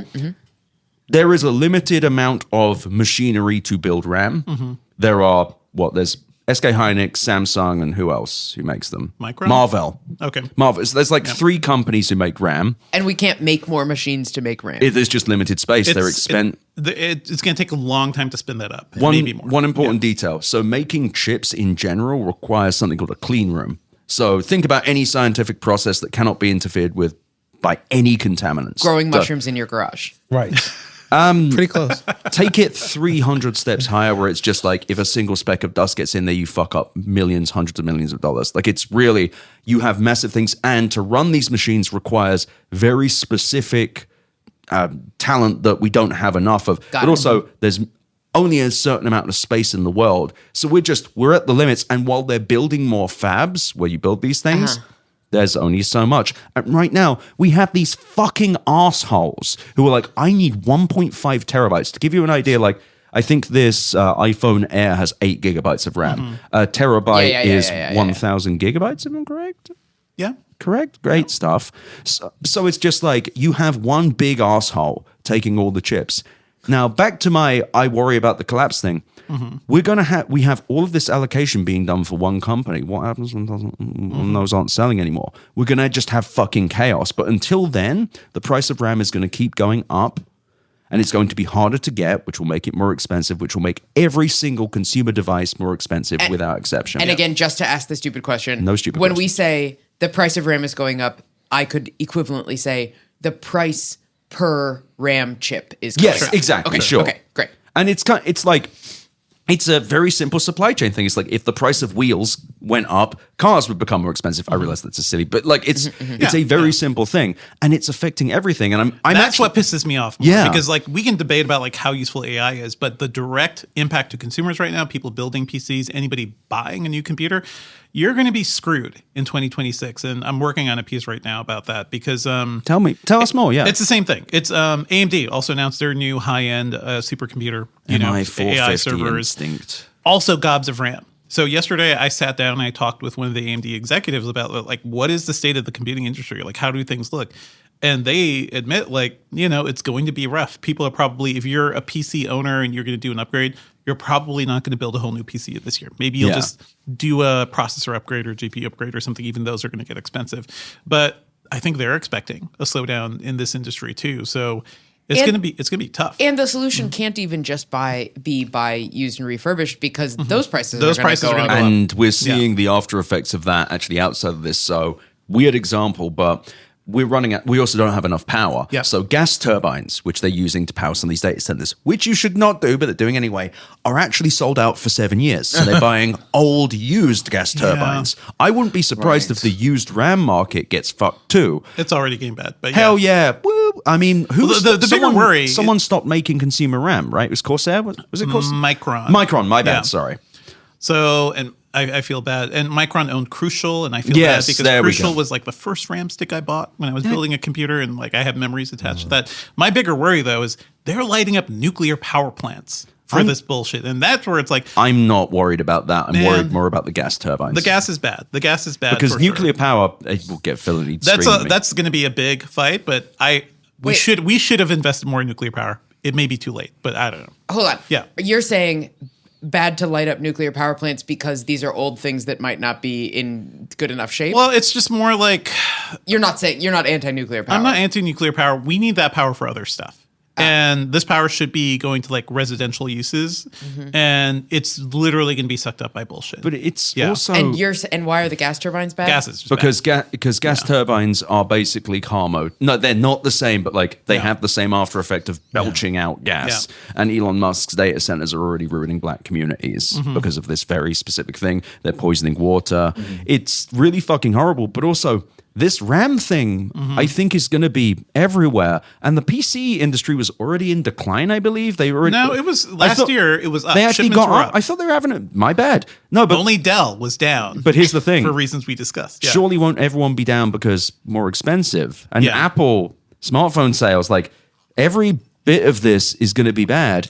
And they are already running out of ways to sell you a phone. My biggest example being like, why else would they ship Apple Intelligence, which is the most mass radicalization event I've seen in tech. I've never met so many people like fuck AI than people who use Apple Intelligence. Yeah. Who are just like, fuck this shit. I fucking hate this. Why? I don't know why my phone is like sparkly rainbows and just wrong all the time and giving me a summary saying like 8 Ubers are coming your way. The notifications are bad. Apple wouldn't be doing that if other people weren't chasing all this bullshit, but they're being forced into it. And, but are they being forced into it? They are kind of being forced into it because... why could they not be like... Because everyone talks... Shareholders. Stock prices. Yeah. Shareholder stock price. Everyone's like, oh man, Apple's slow to AI. I guess Apple doesn't have the innovation, charm Looks like anymore. Someone didn't shit their pants yet. Yeah. So Apple rushed out Apple Intelligence. They got out there. They announced this super smart Siri thing, which was not... They couldn't ship it. So they took a hit for that. They took a hit for the intelligence issues. Again, they were forced into that in a way. And hey, I blame them for the issues, but... If Apple left to its own devices as a company that is really slow about pushing and trying to change new things, I think they would at least try to make it less error prone. But the point I was making was that Apple shoving Apple Intelligence in there was a sign that Apple doesn't really have anything else. And I will say this, people get so mad when I like my devices.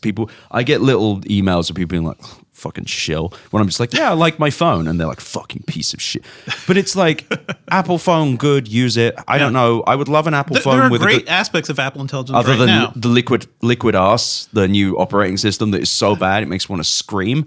But it's like, it's just because and it's not because of Apple being a bad company necessarily. It's just, there's only so much you can do with a certain form factor. Your phone can only do so much. But there are things like, hey, voice memos instantly transcribed now. Awesome. That is sick for text notes. Awesome. Voice notes getting transcribed. That's fucking great. You That's can on hit a Google button, as well. record your calls now, and those get transcribed. That's happening because of an on-device AI model, so that's great. And that shit's dope, but that shit don't make growth happen. Like you're not. But also, everyone does that now, and that's the problem. It's like, how do you sell a new phone? So they're in this situation where, how do we sell a new phone at a time when they're going to have to increase the prices on everything because RAM is more expensive? Yeah. Because to make a new phone faster, you need RAM. And also to fit models onto your phone, you need more RAM. You need more RAM because those models sit in memory and have to sit there and work all the time. They can't just like come off the storage disk. Do you remember in like 2020, 2021, the supply chain crisis? That was caused by like basic goods being delayed. Yeah. This is kind of like that for computer, and we're going to see how many things have computer in it. Televisions, phones, cars. I mean, even the thing we're recording on right here, that has RAM in it. That everything has RAM in it that has any electronics these days. That's my big worry of 2026 is basically we're screwed when it comes to consumer tech. But the thing is, it will screwed for prices. Screwed for prices, screwed for all sorts of things. But oh, sorry, keep going. Well, companies may die out. Like things will just be bad. But yes, prices is going to be where it starts. And the other thing is that we're at a point when they're as you've seen, you're at the Consumer Electronics Show. You've had a very egregious example of how these companies do not have a fucking clue what to sell you. They're half-heartedly coming up with ideas, like the death of a relationship. It's like, yeah, we're gonna put a recall guest on. We fucking hate each other. We're gonna go. We're just gonna be so happy. Everyone's trying to come up with a little idea to do something with, and at a time when they're struggling for ideas to sell more things, to grow, the core thing they use to build the thingy is becoming more expensive in a way that you can't circumvent. There is no way to fix this. Good example would be, so NVIDIA, I may have mentioned this in the previous episode, I can't remember if you were here. So NVIDIA, crazy thing, 88% of their revenue comes from selling these things for data centers.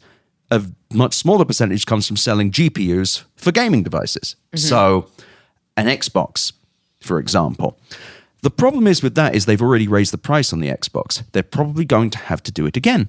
And those GPUs now, NVIDIA also has deals with other companies where they can take an NVIDIA GPU for gamers and they can sell it. They can say it's an NVIDIA GPU, but it's got our label on it. We do special things with it. Problem. NVIDIA is no longer including RAM with it. So every single non-NVIDIA GPU company has to now buy RAM separately.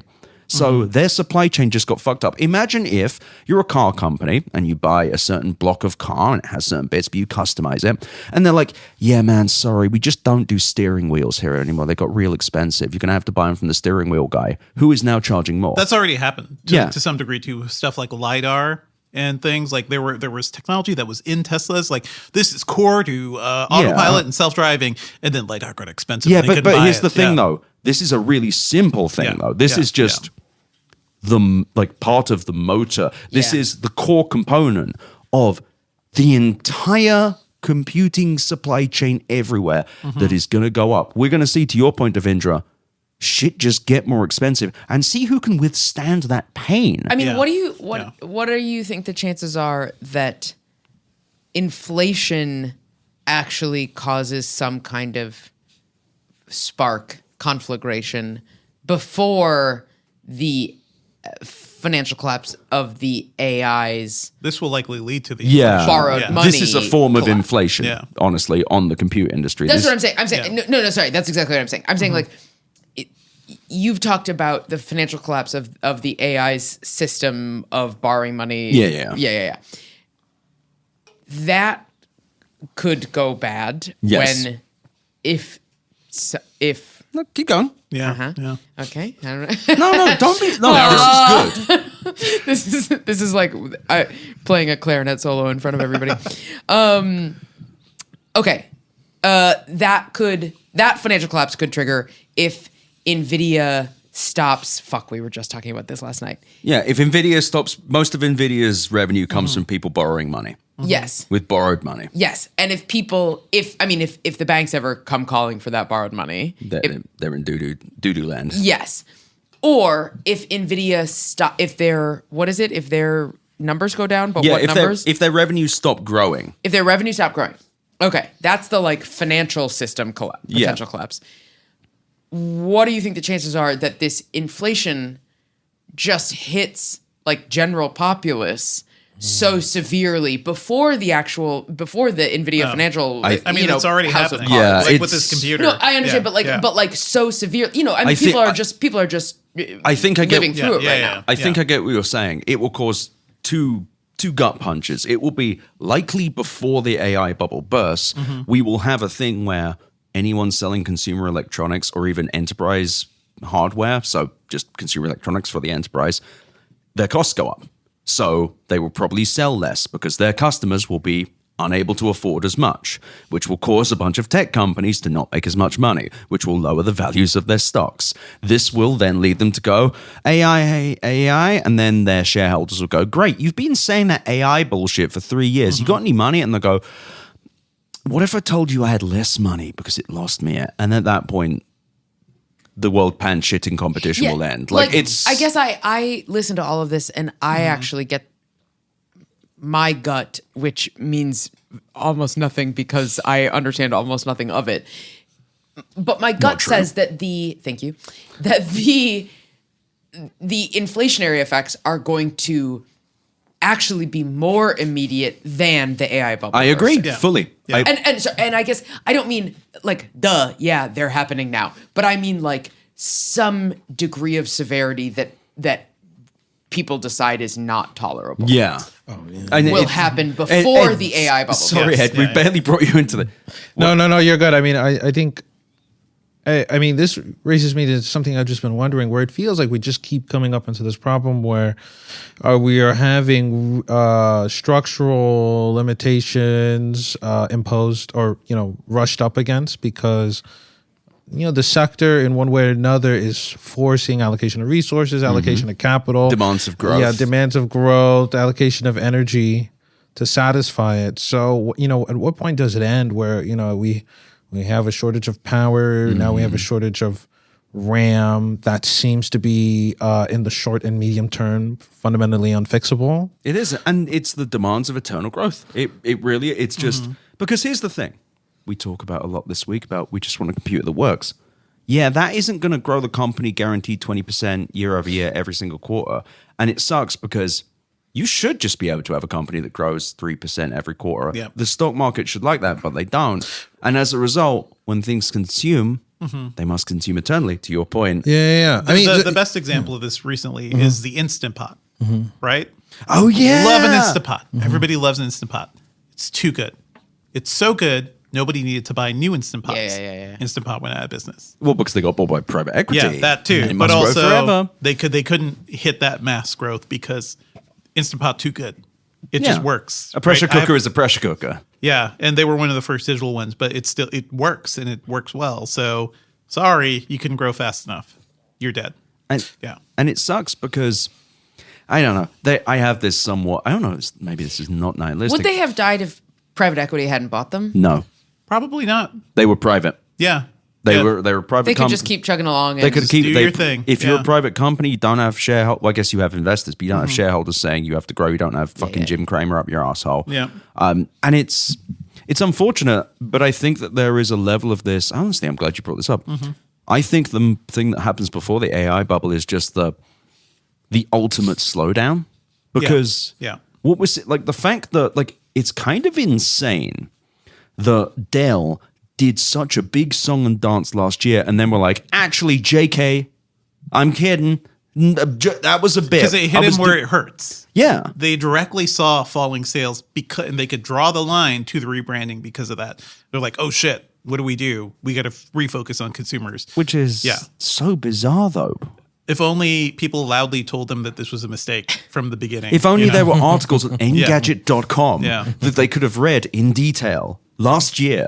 But it's like, that's really, like, this is very bad. This RAM crisis. This is bad. It's so, I'm really glad you brought this up because it's so scary. What now then happens with, because I think something that we've talked about also is, I think, like, kind of like what you were saying off the top, the financial element of the AI bubble is one that we can see it for what it is, but that there are a multitude of ways in which they've been able to juggle, find some new frontier of growth, justify. And more but dance. These structural issues that we keep coming across feel non-negotiable. So what effect do you guys see them as being risk of some sort of breaking point? Yes.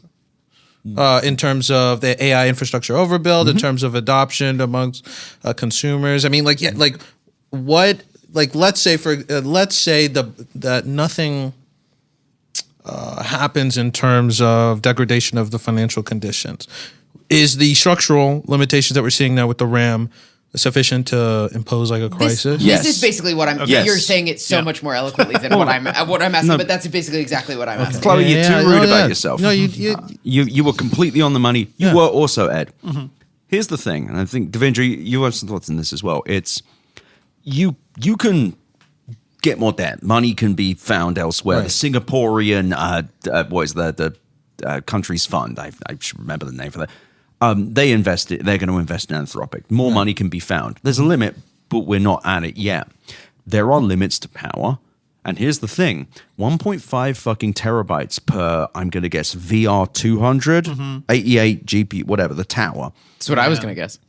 Of course, you're constantly like, the GB300's $4.5 million, Ed. How the hell do the economics work? What do you mean a data center REIT, Ed? I don't get this. People are saying that the cost of inference is going down. So Ed, it's going up. Ed, day. Let's talk about high bandwidth RAM. You're constantly in my text with this. Yeah, I won't get out. You just won't stop talking about models. No, but it's just real simple. NVIDIA's saying we're going to build the biggest fucking hugest tower ever. And by the way, it's full of more RAM than ever. They haven't announced the price of their new big enterprise GPUs. I think they're going to be catastrophically more expensive because they have more RAM than ever.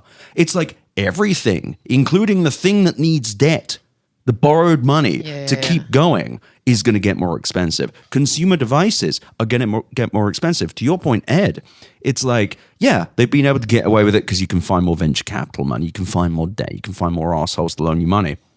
You can't find more RAM. You can't find more. Power is not something you don't just like plug into the fucking wall. Yeah. There are literal limits.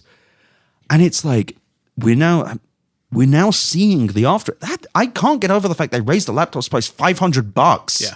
That's fucking That is overnight is the that thing makes too. it unaffordable for most people. That is a huge, and this stops people upgrading, and upgrade cycles are what make these companies live and die. At a time when there's less, you can get a laptop from even I could get like an M3 MacBook Air and be pretty fucking happy. I'm using a 3-year-old MacBook Pro, and it fucking bangs. That shit's flying. It's a computer that works. Yeah. But the thing is, why would I upgrade? And that's actually that sounds like a cutesy thing. That's actually a huge question because I'm a tech pig. Like I'm a hog. I love my laptops and my doodads and my gizmos and shit. And I'm like, I don't fucking need a new laptop. Why would I need that? It's going nice and far. That is a good problem. Like that is. Usually it's good for consumers. It's good for consumers. You made a good product that lasts. Unfortunately, that is bad for your overall revenues, but that's good that you were capable of doing that. I wish more companies were capable of doing that, honestly. I'm also thinking about like where we are. The climate crisis isn't slowing down, right? Like we're all these companies that for so long we're talking about, we have all these climate goals, we're going to reduce energy, we're going to be more conservative. Once AI shit started happening, they shut up because all their stuff blew away. That didn't matter anymore because it was all AI all the time. And what the world right now is going to be more expensive when it comes to gadgets. The world in the future is going to be hard to live in because of all the stupid decisions happening right now. And I'm so angry about all of it. Yeah. And we are now going to transition to our final 30 minutes of this episode.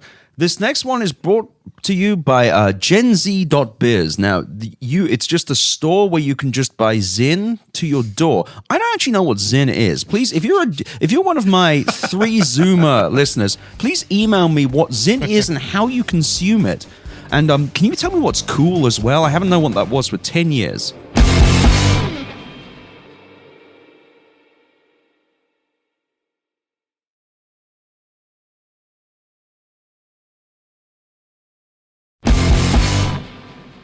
And we're back in the room. We've got Devindra Hardawar from Engadget. What's up?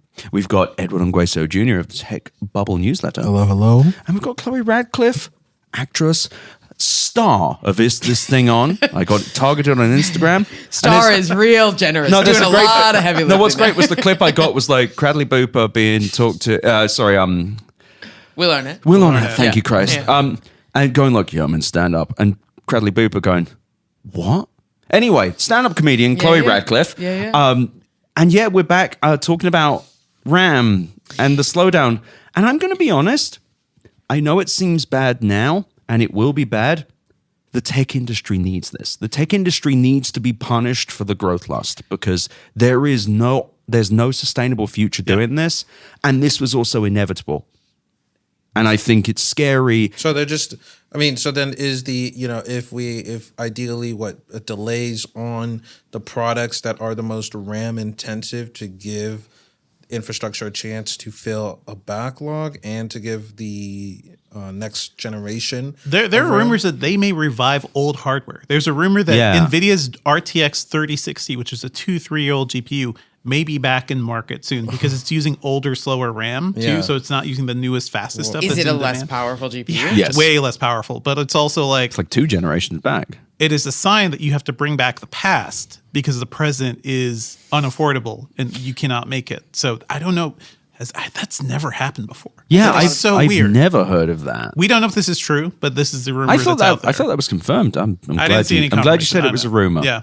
So as my responsibility as layperson, I then think about how do normal people experience this? Because normal people have heard AI a million times. We've heard RAM is getting more expensive. But like, I think I'm smart and I didn't know any of this shit. I've heard these words, but I don't know the details. Right. And so as a representative of normal people, as stuff gets more and more and more expensive, so far the American population has just borne the load of more expensive life.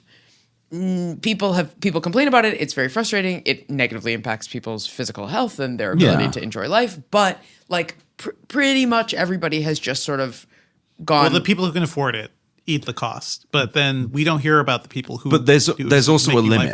But finish your question. Sorry. Yes, but I think the people who can't afford it eat the cost too. I mean, like in other ways. I guess, here's the thing. Totally. Here's the thing. You're saying that for now there is a limit, and what it is people are eating the cost in as much as they can. At some point, there's a limit because there are people who wear like Apple's AirPod Max. I don't really think that that's like a regular person thing. It's like $500, but those have RAM in them. Modern headphones have RAM in them. Like there are headphones that have RAM in them. Yeah. Even cheap laptops have RAM in them. Everything has RAM in it. So yes, the cost of everything already went up and never came down. There is a point when people will just stop buying new electronics at all. And I have a thesis. Okay, so there's a point when people will stop buying new electronics at all, and then there is some further point at which people will draw a line at inflationary prices overall, whether it's in electronic, whether it's in whatever. Because I'm sure that RAM shortages are going to affect things that don't have RAM in it because the things that are used to ship those things have RAM in it. You know, it's like I can imagine that this impacts prices overall. And what we have seen in trend lines is that once prices go up, they stay up. They don't come back down for the most part. That might actually not happen with RAM. Because if my real crazy scenario that no one wants to think about is AMD, Nvidia buying all this RAM. What the fuck they do with it when no one wants to buy their bullshit anymore? Yeah. All of these companies that have built massive allocations for RAM won't have any use for it. Yeah, but other like consumer goods, I think once those prices go up, the thing is, if no one's buying them, they will have to. Because what we're talking about here isn't just like the top crust; it's everything. But so far, people are still buying them. And they are for now. People are tightening belts, but I think a lot of people are just spending way more money than they would have been They're 5 all or 10 years ago absolutely. and not saving. And like because you're living paycheck to paycheck with no safety net. Right, it's rough. Yeah. But I think a lot of people are paying the higher prices rather than not buying the items. There are to a certain degree. Like sometimes you need it. Sometimes you need it. I do think we got to look at this culturally too, because people don't just sit down and read business news and make logical business decisions as like economists think we do. We respond to culture. We respond to like, that's how things are reacting. And I think it is interesting that the youngs, the Gen Zs and all, are looking back to pre-smartphone culture, pre-social media culture. And how prevalent is this? I mean, it's just like they grew up watching reruns of The Office. Right, but and then there's a lot of like about this. They're theorizing is that this is a world they probably will never actually see. Just like having a simple office job that's like that. And there's a lot of like looking back towards retro stuff. I think culturally we may regress a little. It's like going back to the old video cars, but like you regress back to, so we gave too much of our lives to social media. We will just take a step back. Okay. Yeah. So this is, I was thinking about this on the plane to CES as I was like sort of collating some of my thoughts about tech and AI and stuff. And I actually think I lay much more of the sin at the feet of the constant entertainment feed than I do at the feed of AI. I think that social media and the constant input of entertainment has numbed us and has reduced people's interest in making statements or engaging with societal ills by orders of magnitude. And so to me, I'm sort of like, yeah, AI is whatever bullshit it is. But I actually think that the core of the social ills is the constant drip feed of entertainment. Yes, sure. That just turns your brain, that just dulls you. And a lot of people are trying to take a step back from this information overload. And I think we will probably see more of that. I think we will see more of that. But so my thesis winds up being that I think the breaking point for people living in this inflationary environment, I think that breaking point will be a lot higher than it would be without social media. I think the breaking point will take a lot longer than it would be without. It feels bad, but you can just pick something up and scroll through things that make your brain go bing, bing, so bing. I agree. My thing is they forced AI into every social networking app too. AI is everywhere. It's in your ear. I realize I'm doing my same bit that I always do, but it's like when that disappears, gets weird, it kind of becomes obvious it was bullshit, that will filter into the feeds. You're kind of already seeing it. You're seeing random people being anti-AI now. People I never talked about it. But two separate things. Yeah, but it creates the kind of chaos that makes people be like, wait, why do I need a new fucking laptop? Why don't I just go on eBay and buy an HP Omen from 4 years ago? Why don't I just buy a iPhone 16 or enjoy instead what of an you iPhone? have? Enjoy what you have. Or what you have is fine. Like this iPad is over a year old, and I will probably use it for another 3 years or more. I don't know what they could possibly do. The iPad Pro, by the way, a stunning example of a product Apple spent years being like, why does this exist? A super powerful iPad. Who will spend the money of a laptop to just get an iPad? And they spent so long figuring out not what to do. Like they had no idea what to do with anything. That's endemic of like another issue, like them trying to push into bigger categories and more expensive products. But it's all kind of part of the same thing. Like you got to push more. You need more. The information overload. We didn't evolve to process this much information. So I think that has had a cultural impact on our brains. COVID has like rewired people completely. You would think it would push us to be more, more socially supportive. Socially supportive, like try to come together. And it just broke our brains in other ways. So it's just like, I don't know. But I think that the reason it broke people's brains was facilitated by the entertainment feed. And I want to differentiate that from a social media platform where you can go and talk to your friends and family. Truly, to me, it is. They all kind of ended up becoming entertainment. It's why I'm specifically different. Why I am using the words entertainment feed, because I think that. How would you define that? A constant flow of entertainment that is instantly and always accessible. And is this video or is text involved in this, or is this only video? I think video is so much more poisonous than text. But I will say, I think text is. I think text does a very similar thing. No, but video is much easier to cycle through and consume a bunch of information fast. It's not even just the cycle through. It's that like I opened Instagram this morning to do a work thing, to like find a specific producer and look at who she follows and be like, do I know anybody who she it's like it's a networking, it's a useful tool. And I opened it and it's 2 hours later. Truly. Yeah. And it's because like I see in the little carousel, I see this little 15-second, like a girl being like, here's what my boyfriend expected on New Year's. And then here's what he actually got. And it's like a very funny video. And it's her going around and like looking at Gettysburg. But my brain is like, I see things move and that make me like, I like things like that. I am so fucking glad I'm autistic. I am so fucking glad. I see that. I'm like, I got something else to do. I'm doing work. It's so cool. I see that. I'm like, trying to fuck with me. This happened to me last night. I'm a pig, but I'm not that kind of hog. Yeah. Last night I was like, I had hours free for once to see. I was like, I could watch a movie. I could do all this stuff. Sat down, started looking at TikTok. I was like, you know what? This is comfy. Yeah. This is nice. And also because my brain has been at like 200% the entire week. So it just needs to like cool down. But it is such a great... But you cool it down with the like... With bing, like... bing, the Bing brain rather massage. than I'm going to put on a movie and cool down in front of the movie, which is one bigger. Yeah. I think the pressure is just increasing on people and will eventually pop. And I think the pressure is increasing from all sides. I just think it's going to take a lot longer now than it would have with the technology we had 20 years ago. I will say that. The problem is first of all, the real world was never meant to connect with finance this much. Most people were never meant to know what HB RAM was. No one was meant to know what a GPU was.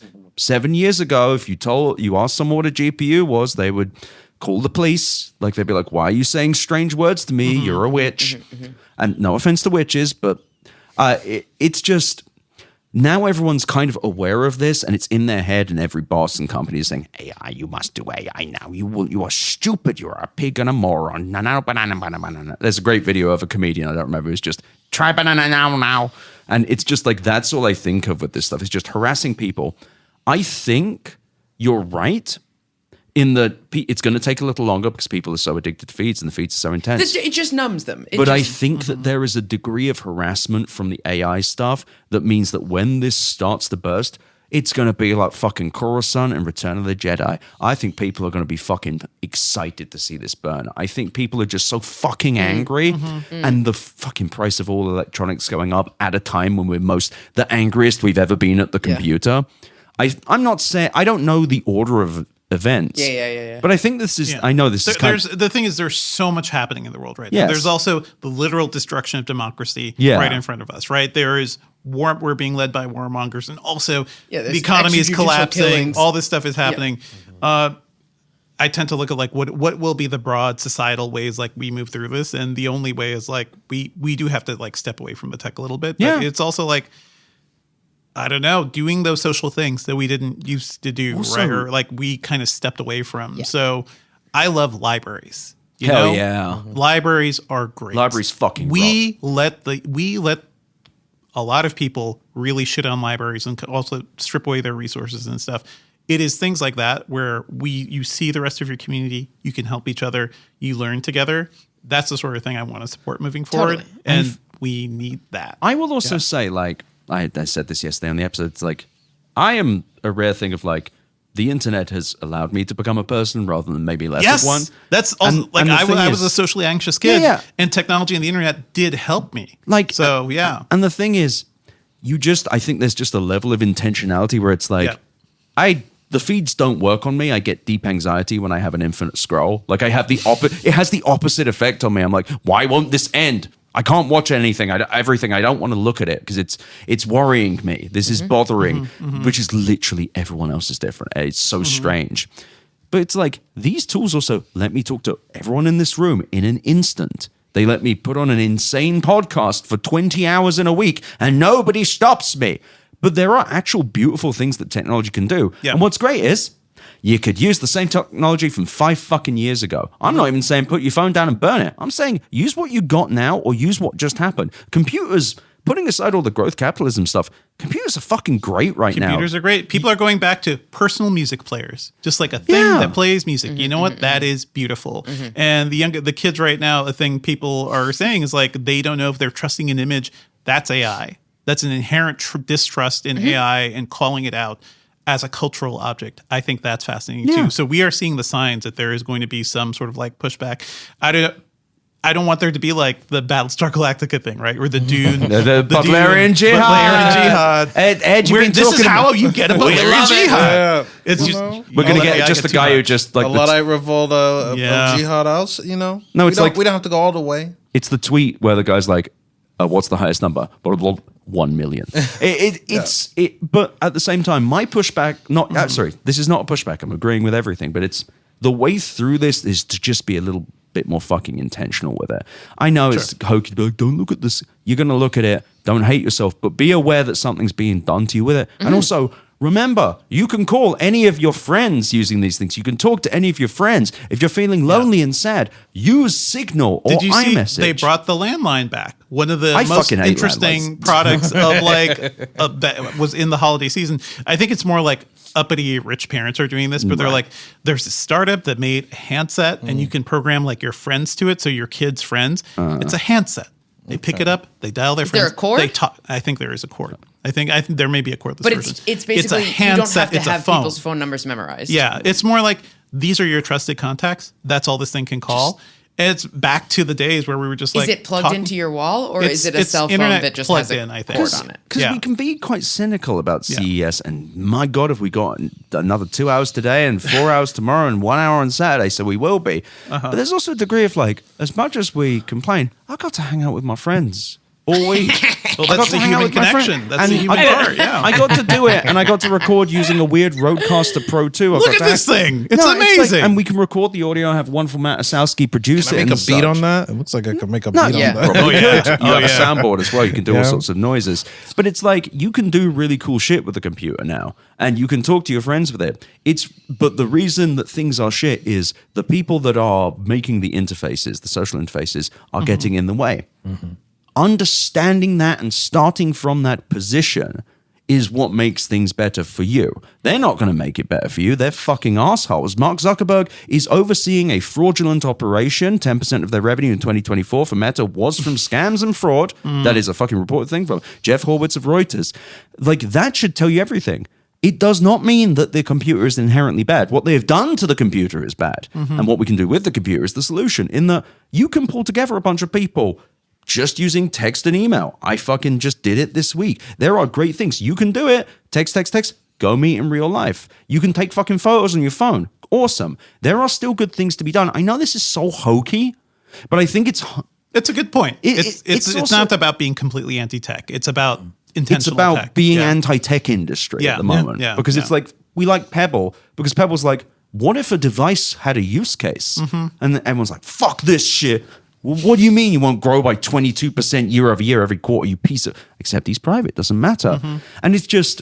Buy used at the moment. That's actually my better off line 2026. I love buy used. Buy used. Buy refurb. Buy refurb. Buy used. Don't give these fucking companies another fucking dollar until they can prove that they can earn it. Because that is the real problem. They want to grow forever. You want to grow forever, make useful shit.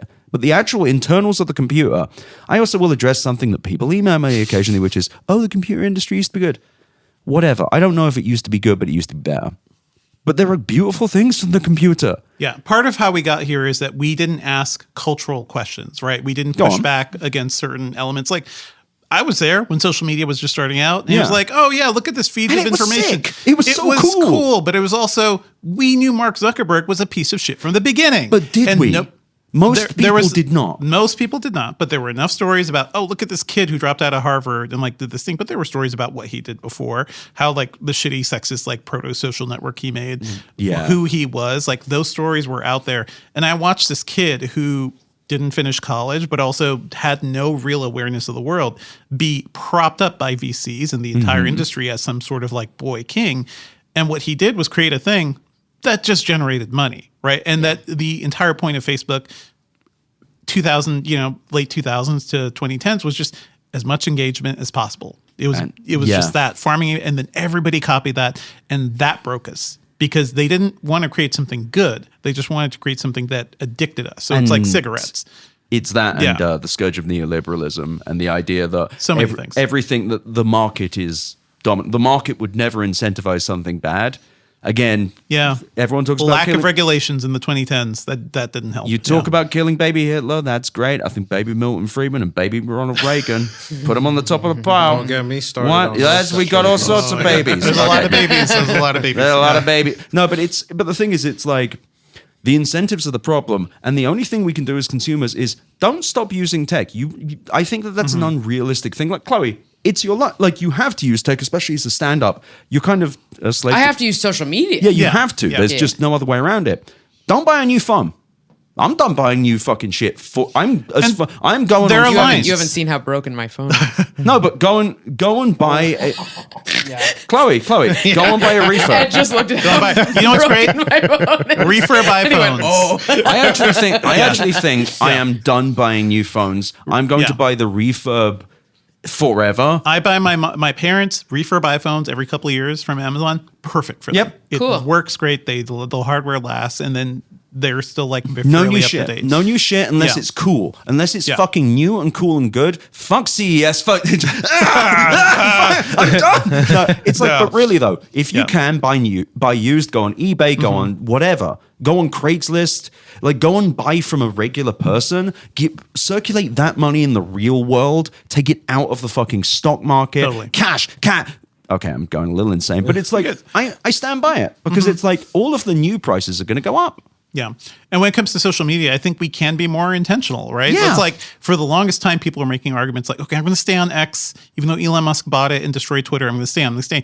Now it's a freaking CSAM generating garbage machine. And it's like, I think we can start to make those moral choices where it's like, career-wise, I would be better off staying on X probably, but you have to have some sort of like moral center. And I think we need to ask more of that of ourselves right now. So get off of X. I'm working. You don't need to be on social media, I want to stay on there for my fucking publisher, and I might talk to them about it. It's just like, it's a horrifying pedo generator. You don't want to be there. And they're literally, nobody's doing anything about the pornography and the CSAM being generated on it. And that just exists. And they just got a bunch of new funding. They got rewarded for this. Well, they did that so they could buy GPUs. Yes. Now, actually, I want to end with a fun idea. Here's a fun idea that I think everyone's going to love. So, here is how Elon Musk ruins his life using AI. So, Elon Musk they just raised $20 billion.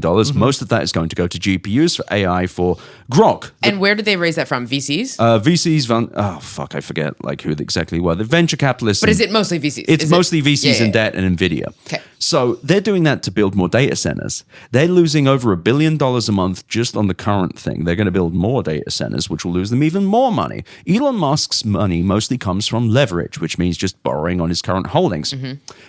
He's not particularly liquid, and he's added the most money-losing thingy ever to a social network which already loses money. And r/Grok on Reddit, everyone there should be redacted.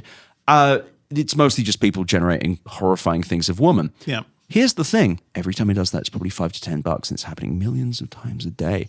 This could actually AI could lead to the destruction of someone like that. And people say, "Oh, Elon Musk always finds more money."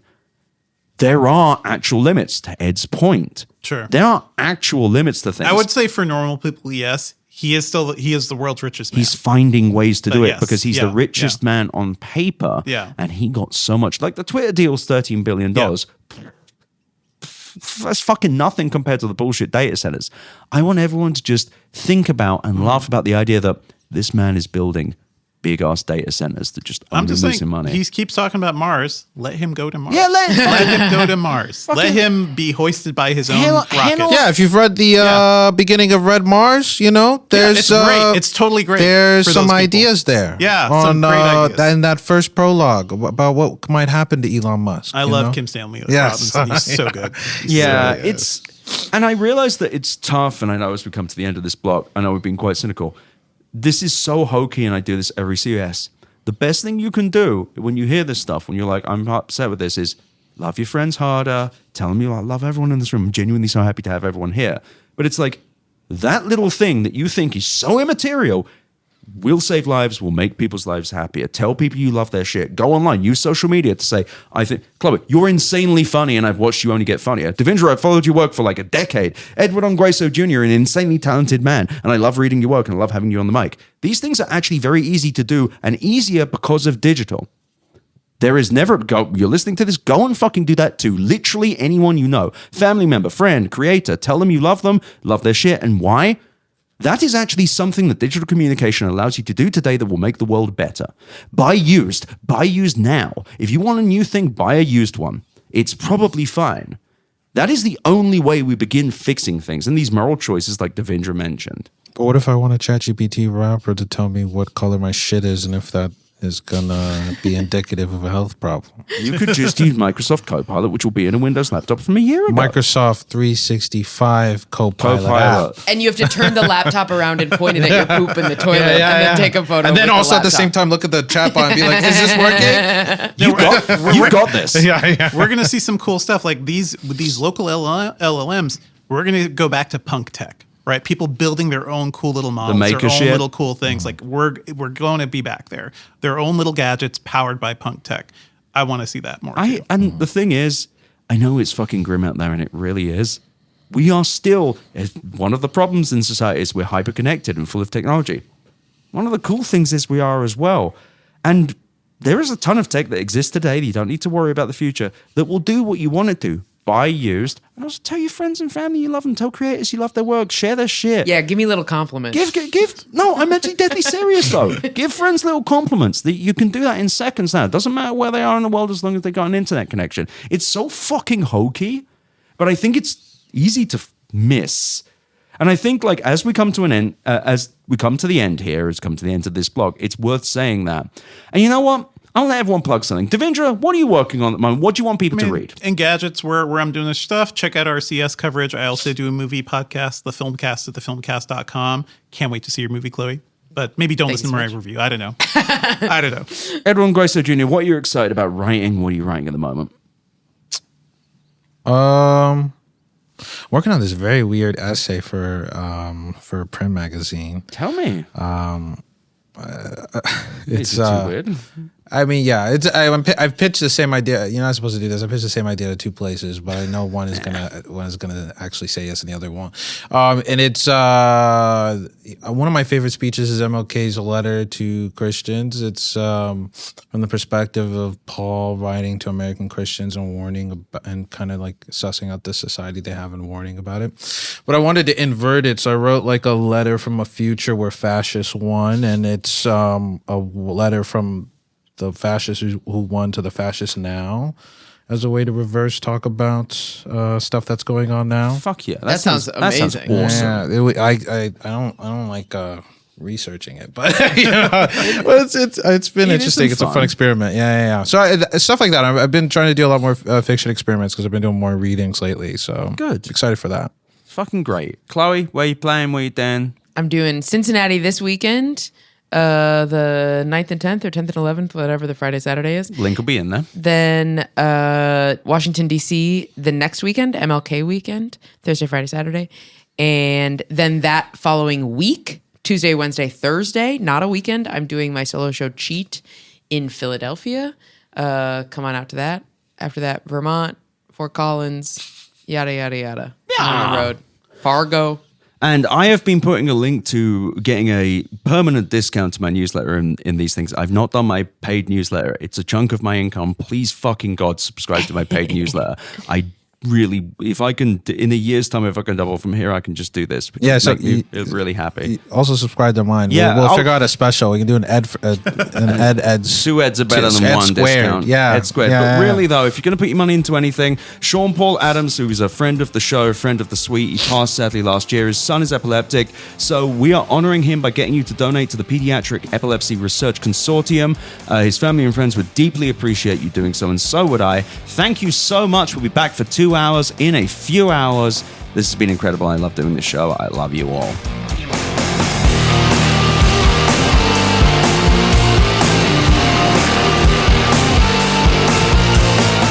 Thank you for listening to Better Offline.